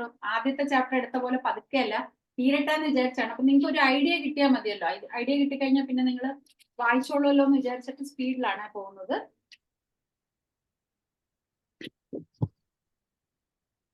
അടുത്തത് 15th ചാപ്റ്റർ ആണ്. 15th ചാപ്റ്റർ നമ്മൾ പറയുന്നത് പോണം. 15th ചാപ്റ്റർ അടച്ച് 15th ചാപ്റ്റർ നമ്മൾ പറയുന്നത് നമ്മുടെ ഫിയറിനെ കുറിച്ചിട്ടാണ്. നമ്മൾ ഇതെല്ലാം ചെയ്തു. അതായത് ഈ 14 ചാപ്റ്ററും നമുക്ക് നെപ്പോളിയൻ ഹില്ല് പറഞ്ഞു തന്നത് എന്താന്ന് വെച്ചാല് എന്തൊക്കെ കാര്യങ്ങളിലൂടെ നമുക്ക് വേണ്ടത് അട്രാക്ട് ചെയ്യാം എന്നുള്ളതാണ്. ഈ 15ാമത്തെ ചാപ്റ്ററിൽ അദ്ദേഹം പറയുന്നത് ഇതെല്ലാം ചെയ്താലും, ഈ കാര്യങ്ങളെല്ലാം നമ്മൾ ആദ്യം മുതൽ സ്വപ്നം കണ്ടു, അതനുസരിച്ച് നമ്മുടെ തോട്ട്സ് പോയി, അതനുസരിച്ച് വിഷ്വലൈസ് ചെയ്തു, എല്ലാം ചെയ്തു, എന്നാലും ചില കാര്യങ്ങൾ നമ്മളെ തടയുന്നുണ്ട്. അതെന്താണെന്നറിയാവോ? നമ്മുടെ പേടികൾ. അങ്ങനെ ഒരു 6 പേടികളെ കുറിച്ചാണ് അദ്ദേഹം ഇവിടെ നമുക്ക് പറഞ്ഞു തരുന്നത്. അതെന്തൊക്കെയാണ്? എത്ര തന്നെ പൈസ ഉണ്ടാക്കിയാലും ഫിയർ ഓഫ് പോവർട്ടി, നമുക്ക് ദാരിദ്ര്യ ഭയം ഉണ്ടാവും. എനിക്കൊരു എൻ്റെ ഒരു കസിൻ ഉണ്ട്. പുള്ളിക്കാരി ഭയങ്കര പൈസക്കാരിയാ. പക്ഷെ എപ്പോഴും പറയും, എടി നമുക്കേ ലിക്വിഡ് ക്യാഷ് നമ്മുടെ കയ്യിൽ ഇല്ലെങ്കിലുണ്ടല്ലോ ആരും നമ്മളെ വില മതിക്കത്തില്ല എന്ന് പറഞ്ഞിട്ട് ഭയങ്കരമായിട്ട് പുള്ളിക്കാരി ഇരിക്കുന്ന പൊസിഷൻ അനുസരിച്ച് പുള്ളിക്കാരി ചെലവാക്കത്തേ ഇല്ല. ഭയങ്കര ഇതിലാണ് ഇരിക്കും. ഭയങ്കര പൈസ ലിക്വിഡ് മണിയായിട്ട് പുള്ളിക്കാരുടെ ഒരുപാടുണ്ട്. എന്നാലും പറയുവേ സ്ഥലങ്ങളും ഒക്കെ ഉണ്ട്. എന്നാലും പറയും ഈ സ്ഥലമൊന്നും നമുക്ക് പെട്ടെന്നൊരു ആവശ്യം വന്നാൽ അത് ഉപയോഗപ്പെടത്തില്ല. അതുകൊണ്ട് നമ്മുടെ ലിക്വിഡ് മണി എപ്പോഴും വേണം. അതുകൊണ്ട് നമ്മൾ ഉള്ളതെല്ലാം ചെലവാക്കുന്നതല്ല, സൂക്ഷിച്ചു വെക്കണം. എന്നാ അപ്പൊ എന്തെങ്കിലും ഒരിക്കലും ഉണ്ടാകുന്ന ഒരു പോവർട്ടിയെ കുറിച്ചുള്ള അല്ലെങ്കിൽ ഒരു ഒരു ഒരു സ്കേഴ്സിറ്റി നമുക്ക് വരും എന്നുള്ള ആ ഒരു ചിന്തയാണ് പുള്ളിക്കാരിയെ കൊണ്ട് ഇത് പറയിക്കുന്നത്. പിന്നെ എന്താ പറയുന്ന മക്കളെല്ലാരും ഭയങ്കര ഇതിലാണ് ഇരിക്കുന്നത്, അവരും നല്ല ഇതാണ് ഇരിക്കുന്നത്. എന്നാൽ പോലും ഇത് നമുക്ക് ദാരിദ്ര്യം ഉണ്ടായാലോ എന്നുള്ളൊരു ഇത് നമുക്ക് പലർക്കും ഉണ്ട് കേട്ടോ, പലർക്കും ഉണ്ട്. നമുക്ക് സേവിങ്സ് വേണം, നമുക്ക് സേവിങ്സ് ഒക്കെ വേണം കേട്ടോ, വേണ്ടാന്നൊന്നുമല്ല. എപ്പോഴും നമുക്ക് ഒരു 100 രൂപയാണ് കിട്ടുന്നെങ്കിൽ ആദ്യം 10 രൂപ എടുത്തു വെച്ചതിന് ശേഷമേ 90 റുപ്പീസ് നമ്മൾ ചെലവാക്കാവുള്ളൂ. അത് ഏത് എമൗണ്ട് ആണെങ്കിലും അതിന്റെ 10% നമ്മൾ എപ്പോഴും സേവിങ്ങിൽ തന്നെ വെക്കണം. അതാണ് മണിയുടെ നിയമം. അതൊന്നും വേണ്ടെന്നല്ല ഞാൻ പറയുന്നത്. അങ്ങനെ വെച്ചാൽ പോലും ഒരു ബുദ്ധിമുട്ട്. ഇപ്പം കണ്ടോ, കോവിഡ് വന്നപ്പം കുറച്ചും കൂടെ പേടിയായി ആൾക്ക്. ഇതുപോലൊരു സിറ്റുവേഷൻ വന്നാൽ നമ്മളല്ലേ, അപ്പൊ നമ്മൾ ഓർക്കണം അതുപോലെ സിറ്റുവേഷൻ വന്നിട്ടും നമ്മളത് തരണം ചെയ്തു. വെള്ളപ്പൊക്കം വന്നിട്ടും നമ്മൾ തരണം ചെയ്തു. അതിലൊന്നും ഒരു കുഴപ്പമില്ല. എല്ലാം സൂക്ഷിച്ചു വെച്ചിട്ടുള്ളത് കൊണ്ട് മാത്രം അല്ല, സ്പെൻഡ് ചെയ്ത് കളയണമെന്നല്ല ഞാൻ പറയുന്നത്. നിങ്ങൾ മിസ്അണ്ടർസ്റ്റാൻഡ് ചെയ്യരുത്. ഈ ഭയം കാരണം നമുക്കിതൊന്നും അട്രാക്ട് ചെയ്തെടുക്കാനായിട്ട് പറ്റത്തില്ല. പിന്നെ ഫിയർ ഓഫ് ക്രിറ്റിസിസം. പല ആൾക്കാരും നല്ല സൂപ്പറായിട്ട് പാടുന്നവരുണ്ട്, നല്ല സൂപ്പറായിട്ട് ഡാൻസ് ചെയ്യുന്നവരുണ്ട്, നല്ല രീതിയിൽ വർത്താനം പറയുന്നവരുണ്ട്, നല്ല കമന്റ് പറയുന്നവരുണ്ട്. ഇതെല്ലാം ഉള്ള ഇപ്പം ഈ നമ്മൾ കാണുന്ന സംസാരിക്കുന്നവരെക്കാൾ നല്ല സംസാരിക്കുന്ന ആൾക്കാരാണ് പലരും. പക്ഷെ അവര് പുറത്തോട്ട് സംസാരിക്കത്തില്ല. കാരണം ആ ഫിയർ ഓഫ് ക്രിറ്റിസിസം. ഇപ്പൊ നമുക്ക് ഇവിടെ ഒരു അഭിപ്രായം തോന്നിയാലോ ഒരു ക്വസ്റ്റ്യൻ ചോദിക്കണമെന്ന് തോന്നിയാലോ പോലും നമ്മളിൽ പലരും വേണോ വേണ്ടേ എന്ന് ചിന്തിക്കുന്നത് എന്തുകൊണ്ടാണ്? അത് ചോദിച്ചാൽ ശരിയാവോ? ഇപ്പൊ ഫേസ്ബുക്കിലൊക്കെ നമ്മൾ കമന്റ്, ആൾക്കാർ പലരും കമന്റ് ഇടും, പിന്നെ ഡിലീറ്റ് ചെയ്യും. കാരണം ആ കമന്റ് വേണോ വേണ്ട. അല്ലെങ്കിൽ ചിലപ്പോൾ ചിലരുടെ സ്പെല്ലിങ് തെറ്റായിരിക്കും, അതുകൊണ്ട് വേണ്ട. വെറുതെ അത് വേണ്ട. സ്പെല്ലിങ് തെറ്റിയാൽ തെറ്റി, അത്രേ ഉള്ളൂ. മറ്റേ നമ്മുടെ വേറൊരു ഡോക്ടർ പറഞ്ഞതുപോലെ തെറ്റുമ്പോ ആരെങ്കിലും തിരുത്തും, അതോടെ കാര്യം കഴിഞ്ഞില്ലേ? അപ്പൊ കുറച്ചുകൂടെ പേര് നമ്മളെ അപ്രോച്ച് ചെയ്യും എന്നാണ് ചിന്തിക്കേണ്ടത്. കുറച്ചുപേരും കൂടെ അയ്യോ അജിനി സ്പെല്ലിങ് തെറ്റി കേട്ടോ എന്ന് പറഞ്ഞ് 5-6 കമന്റും കൂടെ വരും എനിക്ക്. അപ്പൊ കുറച്ചുപേരിലും കൂടെ ഞാൻ എത്തി എന്നുള്ളതാണ് ഞാൻ വിചാരിക്കേണ്ടത്. അതേസമയം സ്പെല്ലിങ് തെറ്റിയില്ലെങ്കിൽ അത്ര കമന്റ് വരത്തില്ല. സ്പെല്ലിങ് തെറ്റിയാൽ എന്താ മാറ്റാത്തതെന്ന് ചോദിച്ചാൽ ഞാൻ കുറച്ച് കഴിഞ്ഞാൽ മാറ്റത്തുള്ളൂ. കാരണം കുറച്ചുപേരും കൂടെ എന്നിട്ട് പറയും സ്പെല്ലിങ് തെറ്റി പറഞ്ഞ് കുറച്ച് കമന്റും കൂടെ വരികയും കുറച്ചുപേരും കൂടെ നമ്മളെ മെസ്സേജ് അയക്കുകയും ചെയ്യും. അപ്പൊ എന്ന് പറയുന്ന പോലെ അങ്ങനെ പല കാര്യങ്ങളും നമുക്ക് നാണം വിചാരിച്ചാൽ നമുക്ക് പറ്റത്തില്ല. എന്നാൽ പോലും ഒരുപാട് മാറാത്ത നാണങ്ങളൊക്കെ നമ്മളിൽ പല ആൾക്കാർക്കും ഉണ്ട്. നമ്മളെ മറ്റുള്ളവർ എന്ത് പറയും എന്നുള്ള ഒരുപാട് കാര്യങ്ങളുണ്ട്. ഈ പറയുന്ന എനിക്കൊക്കെ ഇതൊക്കെ ഭയങ്കരമായിരുന്നു കേട്ടോ. നേരത്തെയൊക്കെ എൻ്റെ കോളേജൊക്കെ കഴിഞ്ഞു, ആ കല്യാണമൊക്കെ കഴിഞ്ഞ സമയത്തൊക്കെ എല്ലാത്തിനും ഞാൻ ഇങ്ങനെ എന്ത് പറയും എന്നൊക്കെ ചിന്തിച്ചിരുന്ന ഒരു സമയം ഉണ്ടായിരുന്നു. ഇപ്പോഴാണ് ഇങ്ങനെ നാണോമാനമൊന്നും ഇല്ലാതായ. പക്ഷെ അങ്ങനെ അത് കടന്നു തന്നെയാണ് വന്നിരിക്കുന്നത്. അപ്പൊ അത് ആ മനസ്സെനിക്ക് അറിയാം, അതുകൊണ്ടാണ് ഞാൻ പറഞ്ഞത്. പിന്നെ fear of loss of health. നമ്മളെപ്പോഴും ഇങ്ങനെ ആലോചിക്കും, നമ്മുടെ എൻ്റെ ഈ പറഞ്ഞ പോലെ എൻ്റെ കസിൻസ് ഒക്കെ പറയുവേ, എൻ്റെ മമ്മിയുടെ കസിൻ്റെ മോളൊക്കെ ഇങ്ങനെ പറയും, മമ്മിയും ഉമ്മയൊക്കെ കുഴപ്പമില്ല, ഈ വയസ്സിലൊക്കെ അവര് ഇത്രയൊക്കെ ചെയ്യുന്നല്ലോ, നമ്മളൊക്കെ ഈ വയസ്സാകുമ്പം നമ്മള് പൊങ്ങാൻ പോലും പറ്റത്തില്ല. ഇത് തന്നെ നമ്മുടെ മനസ്സിനോട് പറയുക, നമ്മൾ ഈ വയസ്സാകുമ്പോ നമ്മൾ പൊങ്ങൂലാണ്. മനസ്സിലായ?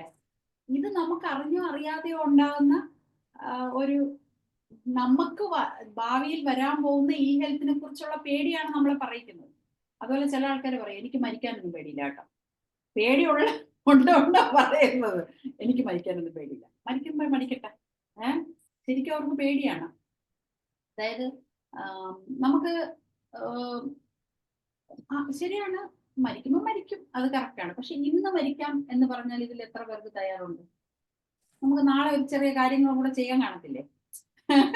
എത്ര ദിവസം എക്സ്റ്റെൻഡ് ചെയ്ത് തന്നാലും നമുക്ക് നാളെ ചെയ്യാനൊരു കാര്യം കൂടെ കാണത്തില്ല. അതും കൂടെ കഴിഞ്ഞിട്ട് ഒരാഴ്ചയെങ്കിലും ഒരു എക്സ്റ്റൻഷൻ വേണ്ടാത്ത ആരെങ്കിലും കാണുമോ? ഇല്ല. നമ്മളോട് ആരും ചോദിക്കാതെ പെട്ടെന്ന് കൊണ്ടുപോകുന്നതുകൊണ്ട് കുഴപ്പമില്ല.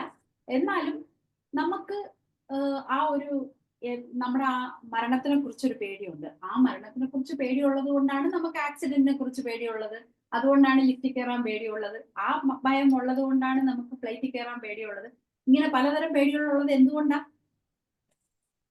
നമ്മുടെ ജീവൻ അപകടത്തിലാകും എന്നുള്ള പേടി നമുക്കുള്ളത് കൊണ്ട് തന്നെയാണ്. പക്ഷെ നമുക്കറിയത്തില്ല അത്. നമ്മളോട് ഇപ്പോ ആരെങ്കിലും മരിക്കാൻ പേടിയുണ്ടോ ഇല്ല എന്ന് പറയും. പക്ഷെ ഈ തരം പേടി, പട്ടിയെ പേടി, അതിനെ പേടി, ഇതിനെ പേടി, ഇരുട്ടിനെ പേടി, നമുക്ക് നമ്മുടെ ജീവനിൽ പേടിയില്ലാത്ത ആളുകൾ പിന്നെ എന്തിനാണ് നമ്മൾ പട്ടിയെ പേടിക്കുന്നത്, ഫ്ലൈറ്റിനെ പേടിക്കുന്നത്, ഒന്നൊക്കെ പേടിക്കുന്നത്? നമുക്ക് പേടിയുണ്ട് യഥാർത്ഥം.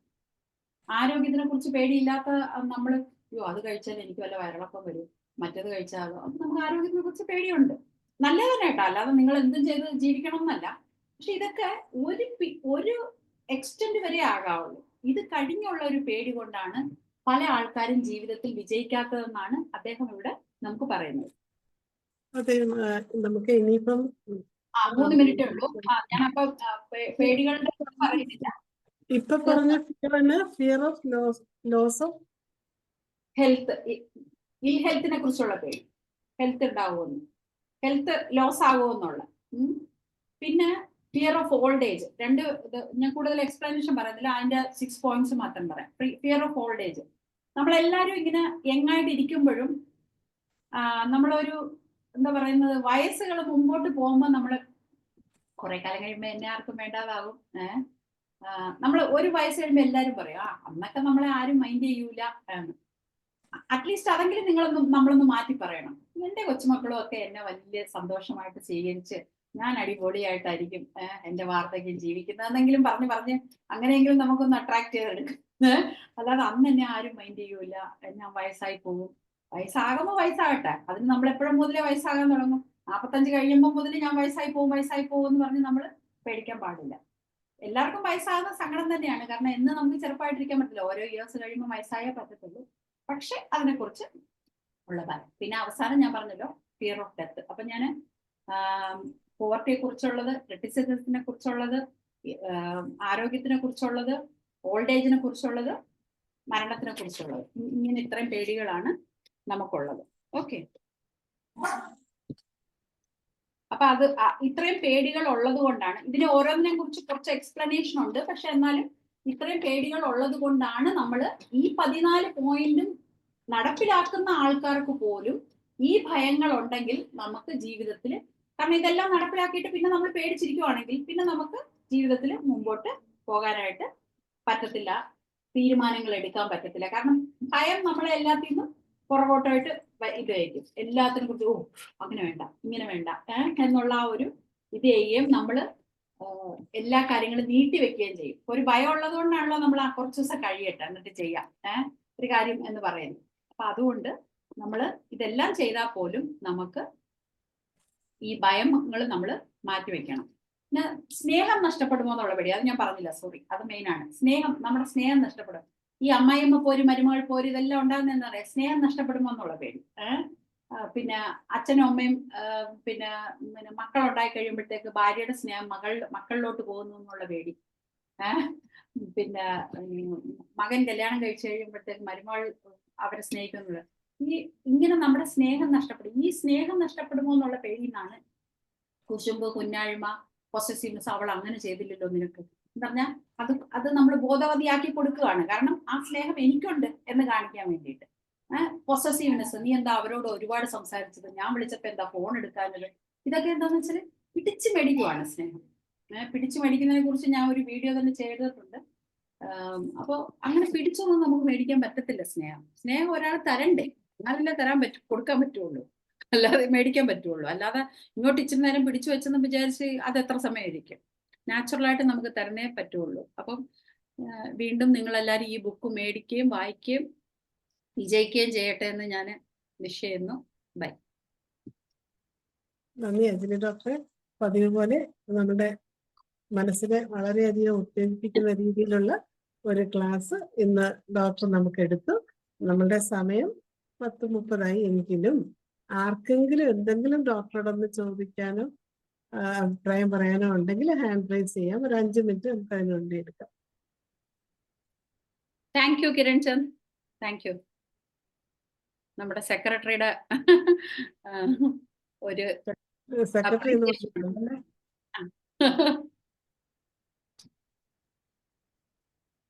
എന്തെങ്കിലും ഒന്ന് പറയാമോ സെക്രട്ടറിയെ അൺമ്യൂട്ട് ചെയ്യണമല്ലോ. സെക്രട്ടറി അൺമ്യൂട്ട് ചെയ്യാം. ഒത്തിരി നാളായി ഞങ്ങള് കണ്ടിട്ട്. ഇതിന് ഒരു പവർ പോയിന്റ് ചെയ്യാൻ പറ്റുമെങ്കിൽ നമ്മുടെ ഗ്രൂപ്പിൽ ഷെയർ ചെയ്ത് പോയാൽ. ഏതാ പവർ പോയിന്റോ? ചെറിയൊരു power point. Okay. Power point ഞാൻ വേറെ ഇത് തന്നെ കണ്ടന്റ് ഉള്ള വേറെ പവർ പോയിന്റ് ഉണ്ട് എൻ്റെ ഒരുപാട്. ഈ ബുക്കിന്റെ കണ്ടിന്യൂസ് ആയിട്ട് ഇല്ലെന്നേ ഉള്ളൂ. ഓക്കെ ഓക്കെ, എന്തായാലും കൊള്ളായിരുന്നു, നല്ല class. Thank you, thank you. നന്ദി. Doctor Zaheer, thank you. ഇനി ആർക്കെങ്കിലും എന്തെങ്കിലും അഭിപ്രായം പറയാനോ സംശയം ഉണ്ടെങ്കിൽ ഹാൻഡ് റൈസ് ചെയ്യാം, അൺമ്യൂട്ട് ചെയ്തുതരാം. എന്തായാലും വളരെ നല്ലൊരു ക്ലാസ് ആയിരുന്നു. ഇനി ഇതൊക്കെ എങ്ങനെ പ്രാവർത്തികമാക്കും എന്നുള്ളതാണ് ഇനി അടുത്ത ചിന്ത. ഈ പറഞ്ഞ എല്ലാ നെഗറ്റീവിലാണ് നമ്മൾ ജീവിക്കുന്നത്. അത്രയൊക്കെ ആയിട്ടും നമുക്ക് ഇത്ര സൗകര്യങ്ങളൊക്കെ ഇല്ല. അപ്പൊ നമ്മൾ അതൊക്കെ മാറ്റി ചിന്തിച്ചാൽ നമ്മൾ എന്ത് സൗകര്യമായിരിക്കും.